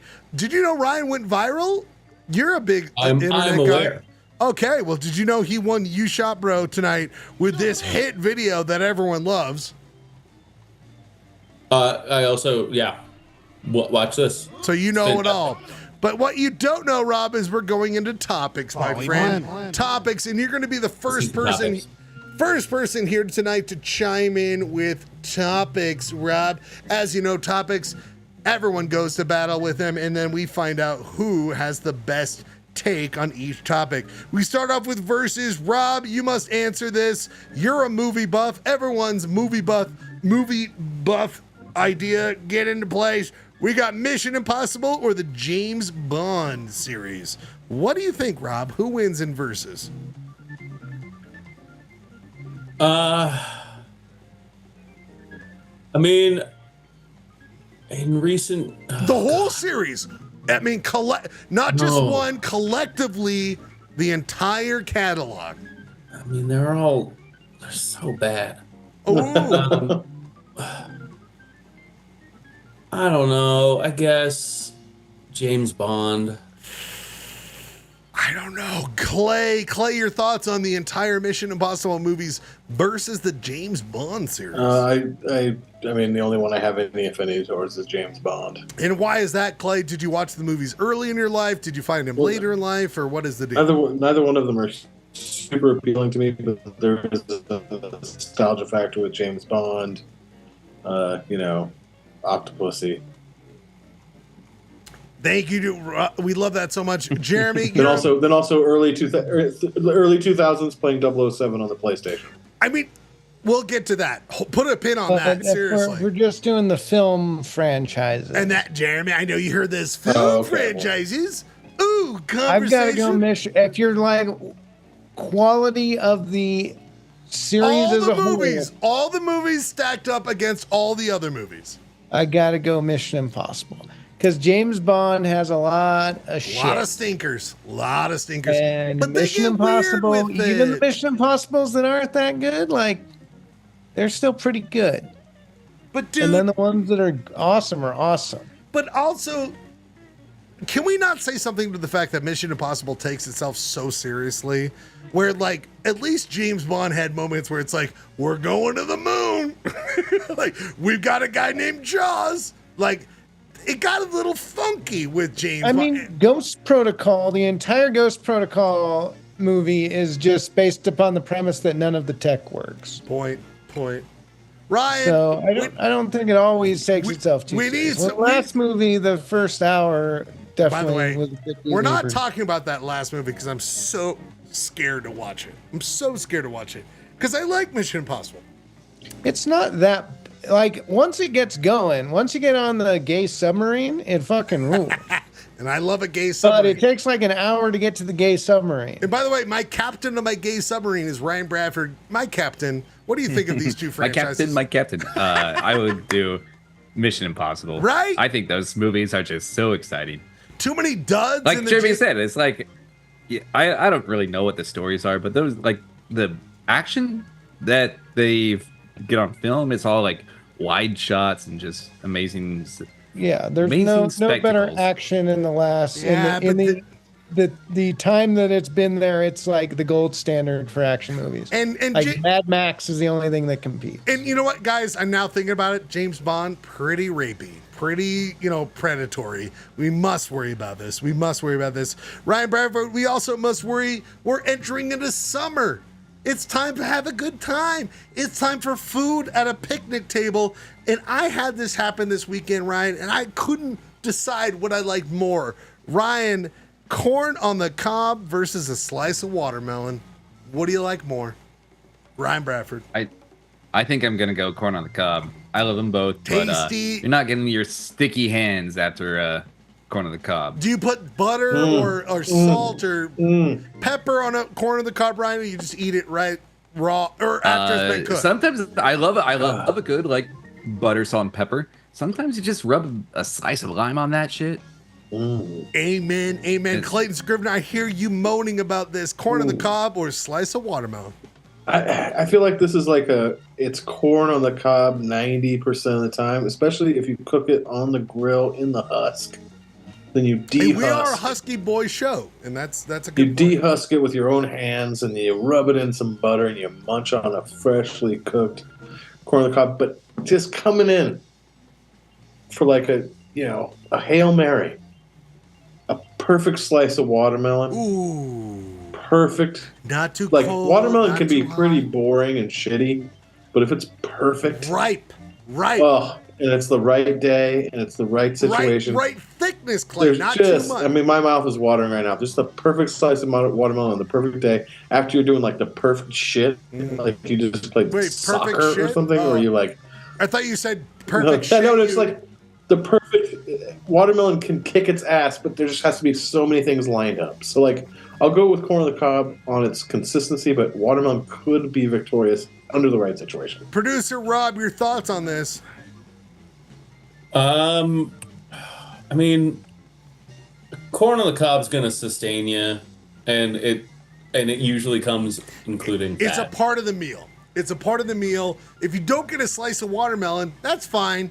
But mostly, if you got whatever main course and then another side and then corn on the cob, if you got corn on the cob, you're good.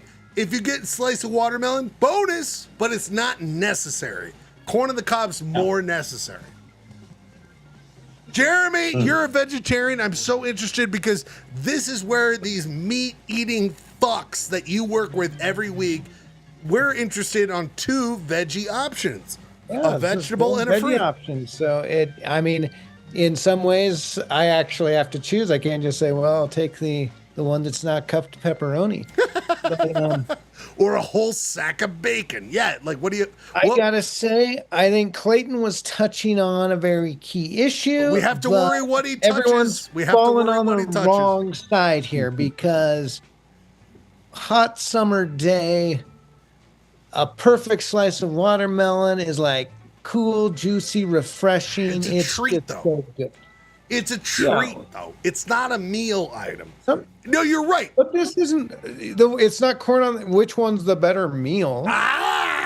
Is that what you're asking? It's a simple question. The most gratifying. Yeah, the slice of watermelon is the most gratifying. If you get a nice, juicy slice of watermelon, it's just gonna make your fucking day. That's so good.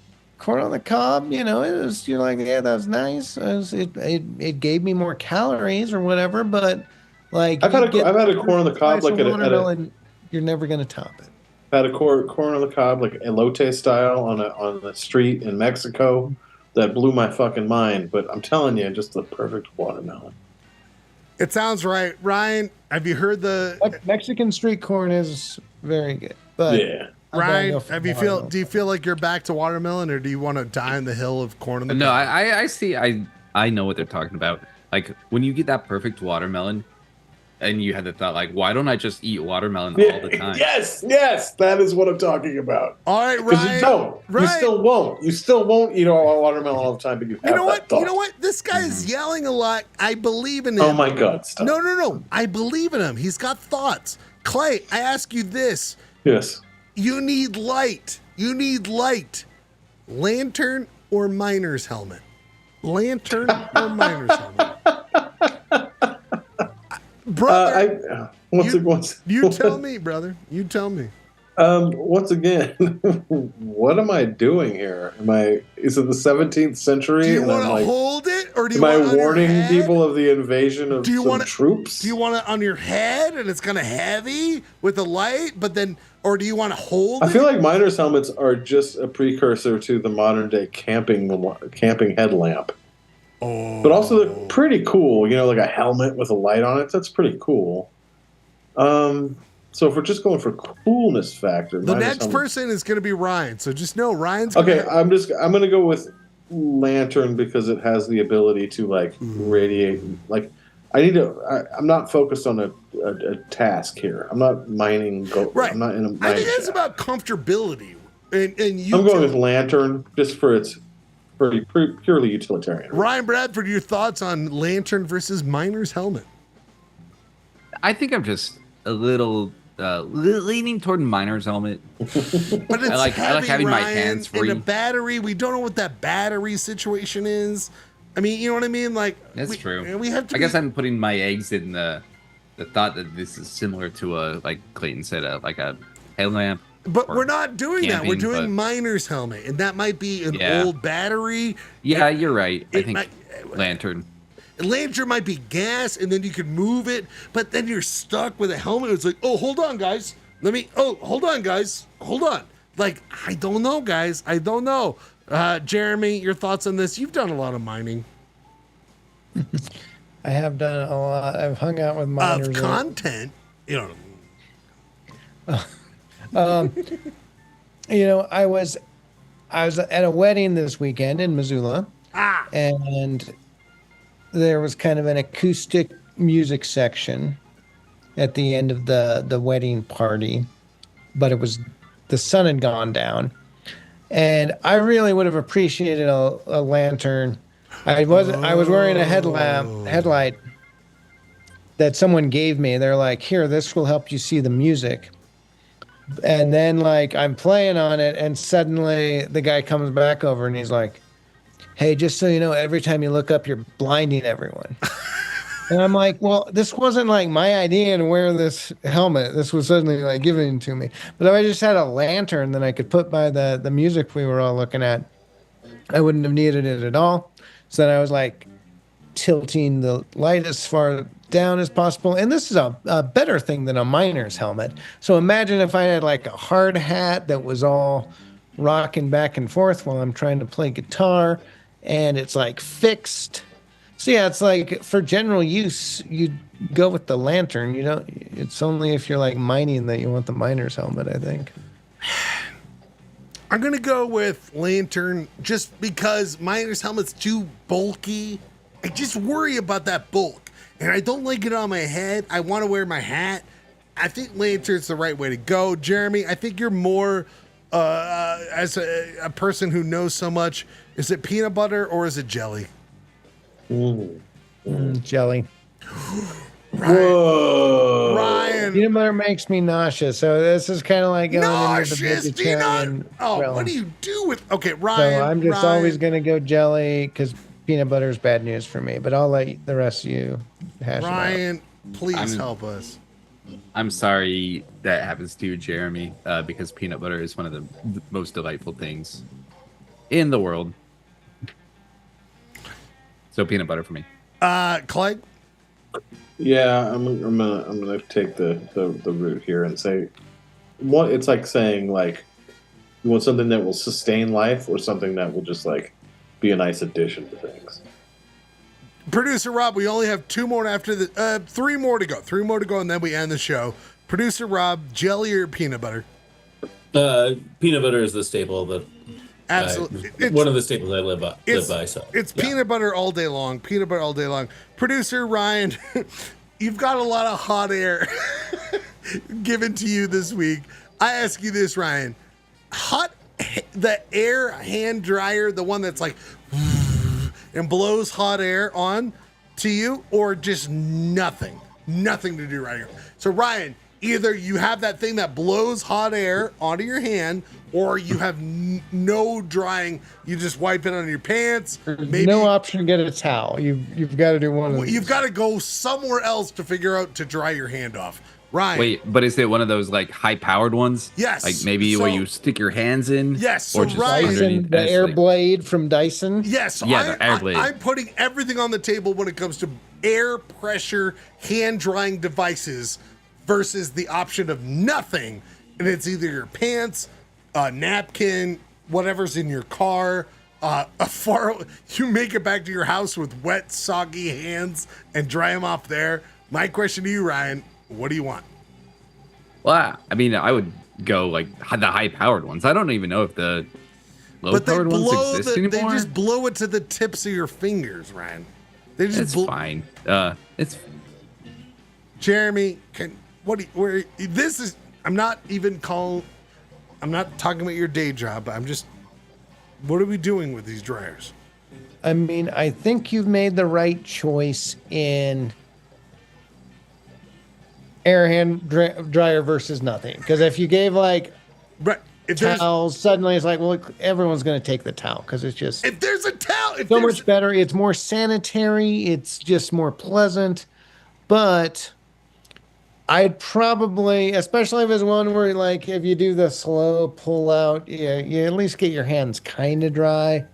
I'd probably take the air hand dryer over like nothing. Okay. Especially if it were like cold outside and suddenly my hands are going to get like frozen and my skin is going to get dried out. You got to think of all the scenarios. So I'm going to take the air hand dryer. Clay, let me play this out for you. When you go to a beer cart at a sports arena, right, Clay? Yeah. You got options. You've got tons of beers. I feel like the dry air hand thing where it's just like blowing is like, do you want Bud Light? You want Bud Light? You're just getting Bud Light. Okay, Bud Light, you're getting Bud Light. And it's like, fuck you. I don't want Bud Light. but they only give me one option. Clay, am I overstepping my thoughts on this? You know, I am actually one of those people like I don't want to touch anything in a public restroom. I wash my hands. The air. No. I wash my hands, soap, water, and I walk out. Wow. So we have cameras. Next time you go to a convenience store. I go like this. Oh, watch it, everyone. And I No, walk wait, out. and why are you spraying that on everyone? Can That's you on do the that? sink. In the sink. Yeah, but it's all on the table. All your shit and your piss that we know. Clay. Have you been to a public restroom? You think I'm compromising the situation?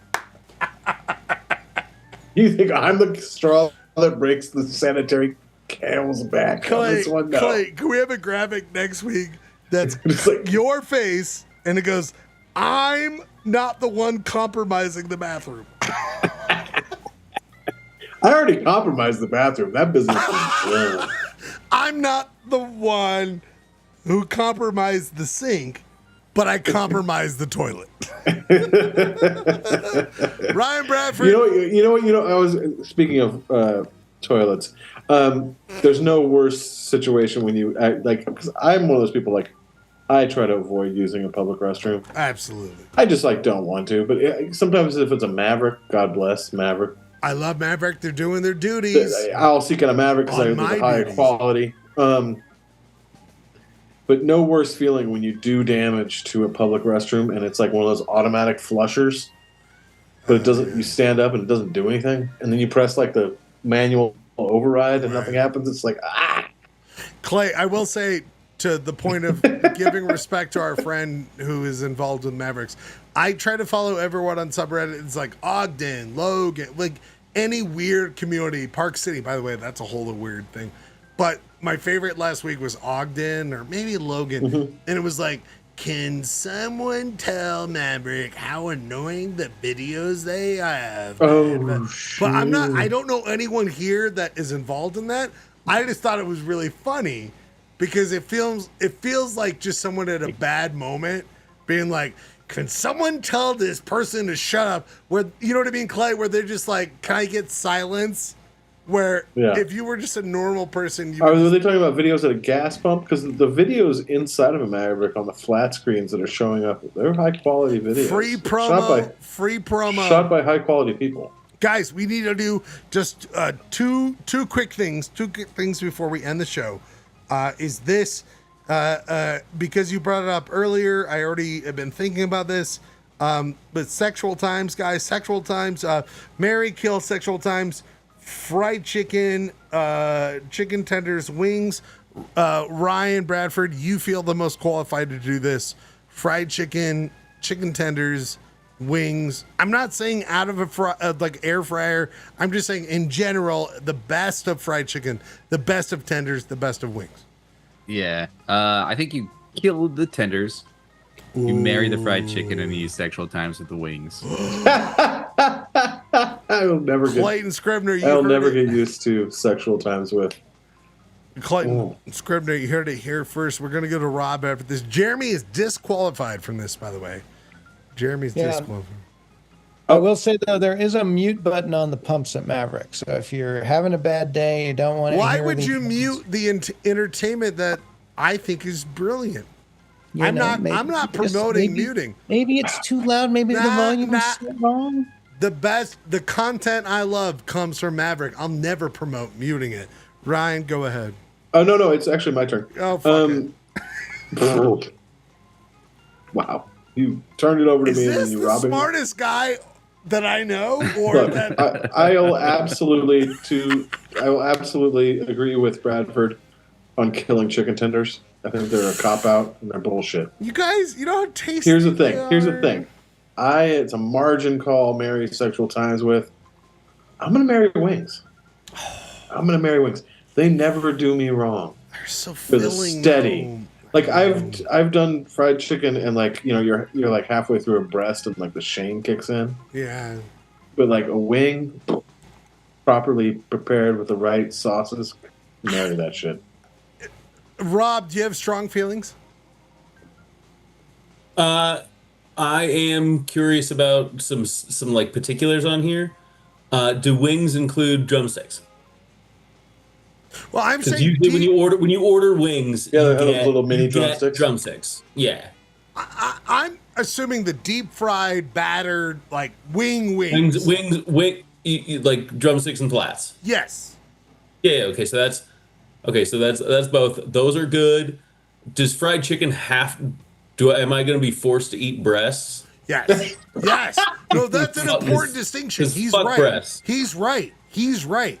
See, he knows about the breast shape. He knows about the breast shape. Fried chicken make breast be a part of the meal. Yeah. Rob, I think you're doing. Breasts are good enough. Breasts are good enough, and they're sustaining. But I'm going to marry my crush. I'm going to marry wings. Thank you. Okay. Rob is so right with fried chicken. The problem with fried chicken is that there's so much white meat in the middle that, guys, if we're making salads, sure, we got all this white meat. Rob is so right, but I'm going to go chicken tenders Mary because they're light, they're small. Wings are just there's so much going on with wings, but fried chicken is killed. That's what I would say. Ryan, I forgot this one. I just really want you to answer this one, Ryan. I think you have an answer on this one. Smashing Pumpkins versus Weezer, Ryan. Smashing Pumpkins versus Weezer. If you had to pick one. Sorry, guys. I knew this is one I wanted to ask. I think I would go to Weezer. Oh. Why is that? I just think Billy Corgan is a freak. I think he's kind of a musical genius, but he's also a freak, and I don't really like. I feel bad about liking Smashing Pumpkins songs. Whereas, but the thing is, how about this? Let's take. I'm sorry but seriously, in my opinion, both these bands have two great records. That's why I picked them. Clay, you picked up. That's exactly why they have two great records. So if you take. Because, Smashing Pumpkins post is bullshit. Weezer post is bullshit. So, if you take those two great records, which one would you pick? Just the two great records. No personalities, no nothing. I would even say Smashing Pumpkins has more better album. I feel like the first four Smashing Pumpkins. Oh, you like Melancholy. Oof. I love Melancholy. God. I think that's such a crazy ambitious Ryan, do you think of song totals that you like? You know what I mean? Do we have to think of amount of songs that we like? Because Weezer and Smashing Pumpkins are the kind of bands I think, do I need to calculate how many songs I like compared to the other? I know they've been a band forever, but do I need to calculate how many songs I actually like? Does that make sense, Ryan? Yeah. And yeah, that'd be hard. And frankly, I don't want to do it. And I don't want to spend the time. Are these not the two bands that you are the most upset with? That you're like, shouldn't you have done better? Shouldn't you have done better? Right, Ryan? Correct. I mean, I feel like Ryan, there's not as much shame with. I don't know. I think Billy Corgan, obviously, he's been on InfoWars and he's said anti-trans stuff before. So you kind of feel the shame in yourself for liking his music. I'm not that, yeah. Whereas with Weezer's just cringy. They're kind of cringy, yeah. But they're not bad people. Whereas Billy Corgan, it's I don't know. Rivers Cuomo. I do not. I really think of Rivers Cuomo as definitely a douche. Well, you guys know that Deed Ronner crashed his helicopter last week listening to Toto. Do you guys not remember your own show you're on? That Deed was like, what's this Toto? I'm puke. I'm going down. I feel like Weezer's back half, though more popular than Smashing Pumpkins, is more upsetting. Does that make sense, Ryan? I don't like Weezer's back half, but Smashing Pumpkins are just unnoticed. But if you do hit to hit, who wins? Weezer or Smashing Pumpkins? I think Weezer does win, but god damn, am I leaving a lot of shit on the table with Smashing Pumpkins. Ryan, please. Yeah, I think. Do I mean, you? it's What you are can. the, I feel like I can always listen to the Weezer hits and have a good Blue time. Album is Whereas like better- Smashing yeah. Blue Album is better than Melancholy, whatever, right? Song to song. Yeah. So you're gonna listen Yeah. to Blue. Blue Album is kind of a perfect album. So you're gonna listen to Blue I think. Album all the way through. You're not gonna listen to the double disc Melancholy, but even though they have equal hits, so Blue Album Weezer wins, right, Ryan? Right? I think so. Yeah. I don't know, Jeremy. What do you think? Like you know what I mean? Yeah, I think for various factors, you gotta give it to Weezer. All right, But, we do it to Weezer. I'm not that enthusiastic. Okay, we have two last ones because I think they're funny. Clay, this is for you. Clay, we're gonna do not versus. We're going to do kill, marry, sexual times with. Girk, I really want to know, or Clay, I want to know what you're thinking. Yeah. Car, truck, SUV, and we're doing our classic. We love kill, marry. Kill, marry, sexual times. Car, truck, SUV. I only have So one is more. car like a high efficiency compact car? Right. No. SUV's technically like a. All right, I got this. No problem. Kill SUV. Oh. Kill an SUV. Fuck that. I'm gonna marry a truck, man. You and I both have. It's like, Dude, that's like the song. That's the theme of every country song. Well, yeah, just marry my fucking truck. But I'll fuck with a car every once in a while, like rent a car, like have a little tryst with a car, you know? Ryan, But all in all, I'm a truck guy. I need to be a truck guy. I'm a truck guy, man. Ryan, I feel like you have run into this because you are in San Diego. It's more economical to have a car, right? You could have like a fucking smart car. And like, what do you feel like? Because in Utah, with the snow, with the going off road, Clayton and I both have cars or trucks.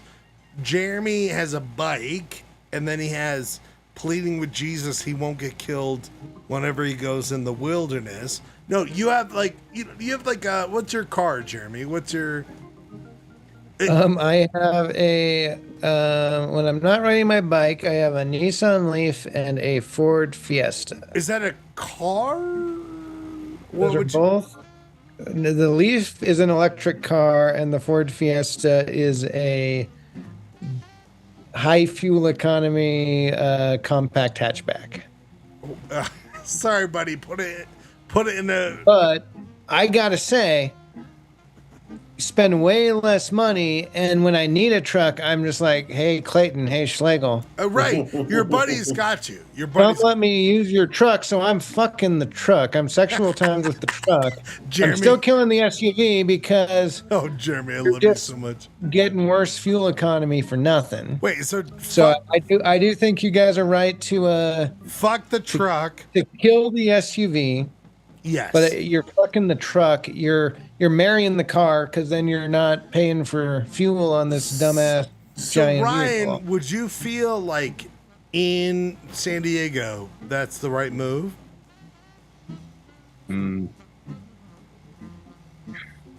Yeah, I think so. Although I think me and Jessica, we have a CRV. I think that was kind of an SUV type car. Well, it's I like would a probably compact consider it an SUV. Yeah, I think that and I really like it. It's a cool car. I think. Ooh, so many different ways to think about this. I would say all use every road, everywhere in the world truck. That's why I bought my truck. But modern highway going to work, that's car. SUV, get the fuck out of here. That's garbage all day long. I don't think that should be a thing. So I think for its use, I'm gonna go married truck. It just has so many options. I mean, You guys tell me otherwise. Oh, wait. Are we thinking about Utah? I'm thinking about Utah. But if it was America, the entire highway system of America, it'd be car, sexual times, kill SUV. Last one, Ryan. Last one for you. I just think you would love this. That's why I want to ask you this. Ryan Bradford, truly, your thoughts on this? Because you are, and then Jeremy will go second, and then Clay. Act in a movie, direct a movie, write a movie. What would you want to do? You know what I mean? So Ryan, you go first. So I'll just jump in and act in this thing. I will direct this thing. I will write this thing. Ryan Bradford, what are your thoughts? I'm gonna kill act in the movie. Ooh, because you have no. Buddy, I've recently watched some of our high school movies, and I'm like, don't do that. Ooh, don't talk about that. What was I doing? I think Mary write a movie. Yeah, because you're a writer, so you'd like to write forever. Yeah. And Sexual Times, a direct a movie. You know, a little foray into the conducting everything. Jeremy, your thoughts? As someone who's done all of these at some point in his life, that's why I asked my boys. I do like the idea. I feel like writing a movie is nice because while you're struggling with the writing, you also like anything's possible when you're writing it. Whereas when you're directing it, you're dealing with the difficulties of what's happening on set. Right. Your actor's a pain in the ass, whatever. The weather's not right. So it can be like the most thrilling, but also the most difficult. So I think I'd go with how Bradford has it now. Yeah, and then acting, you just got to do everything over and over again while some jackass director tells you what to do. So Clay, what would you pick? I think there's no greater glory than being an auteur, a maker of movies. I would marry that. Sexual Times with acting in a movie. Clayton's in it for the glory. Oh. Actors. Don't fuck with acting. Writing a movie, I'd rather write a book. Interesting. People, we'll be back. Do you mean it? Do you mean that it's interesting, or you just want to move on? No, it's interesting. It's interesting to hear different perspectives. No, Clay, I would say. Is that what Topics is all about? Well, clearly, as Polyester Blend, I would marry directing movies, even though I would rather not do that. But I would say, I would marry making sure it works. I would kill acting, even though I'd love to do that. But I would Sexual Times with writing. But the problem with Sexual Times with writing, Clay, as you know, you impregnate people and they come up with an idea and it's not your idea, but it's kind of your idea. So I think I'd marry direct because at least you could try to make that thing go over the finish line. But that's what's difficult is that I think of Polyester Blend as then if it doesn't go over the finish line, it's all your fault because that was on you. Right. You were the director. So you live by it, you die by it. So I'm just saying. Oh, I'm writing this down. That's why I kind of went with Bradford's take because, they're all a lot of work. They're all stressful, but writing a movie you can do in your underwear. Well, so I'm gonna say this. I'm gonna go back to acting you could do in your underwear, but it we have more fun and merriment to talk about. I'm gonna say this though, Jeremy and Ryan. I've never thought of this, and I kind of think this is what I want out of the show. We're in the KTRD tide pool, where life begins, and maybe it's a thing, maybe it's not. Ryan has done pizza talk, and it's beautiful. Jeremy's movie talk. Clayton Insight was great, and then he just gave up on it, and then I have to figure Crashed it. and he's mad about insane people, all this stuff. I will just say that Tide Pool, like, I just want to come up with more stuff on this show. I will say she's never won. She's never won. When I would be very sad if she never won, so I should do it tonight. We're going to talk about the shooting, all sorts of other topics in Limp Bizkit Crew, so just be prepared for that. But I want to bring up, I hung out with her this entire weekend. I love her so much. Pauline Schlegel, my mom, she watches the show. She loves you guys. I mean, seriously, she brings up all you guys. She knows you guys. She is Husky Boy of the show. Husky Boy. So, Pauline Schlegel, who's been long time. She can invite us all down to Teasdale. We'll do I would love, dude. We'll do a trivia contest. Dude, you Clay on the couch, Pauline reading the questions, all that stuff. But I've never been more proud of my mom. Guys, we end the night like this. We'll be back next week, right, Clay? You're not going anywhere next week. Ryan, you're not going anywhere next week. What's next week? No. What was that? I'll be here next week. We're going to be back next week. The arms of Polyester Blend. We'll be back next week again. My mom, Are you staying tuned for Limp Bizkit Crew?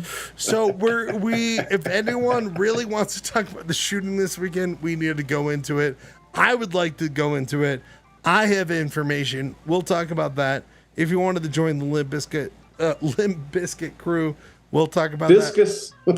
But I think why we do this is just it's a reason to talk to each other. A reason to goof, and that's why we do this. It's just a coyote. We'll be back next week. Slept outside before. Take it easy. Take it easy. No pizza, but there'll be dinosaurs. So, Ryan, again, pizza. You killed it, brother. You killed it. Thank you. Gotta move this image.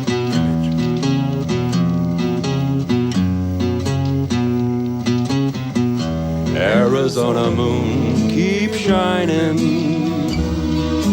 from the desert sky above. You know, pretty soon that big yellow moon will light the way back to the one you love.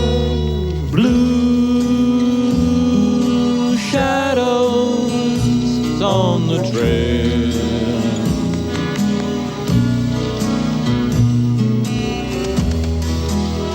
Little cowboy, close your eyes and dream.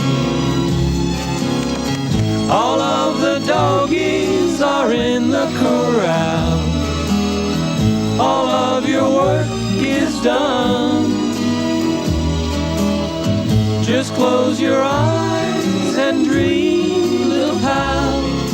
Dream of someone. Dream of another show. It'll happen next Monday. We'll be together. We've gone through so much confusion, all the weirdness of life. We're going to be back next week working together. Blue shadows on the trail.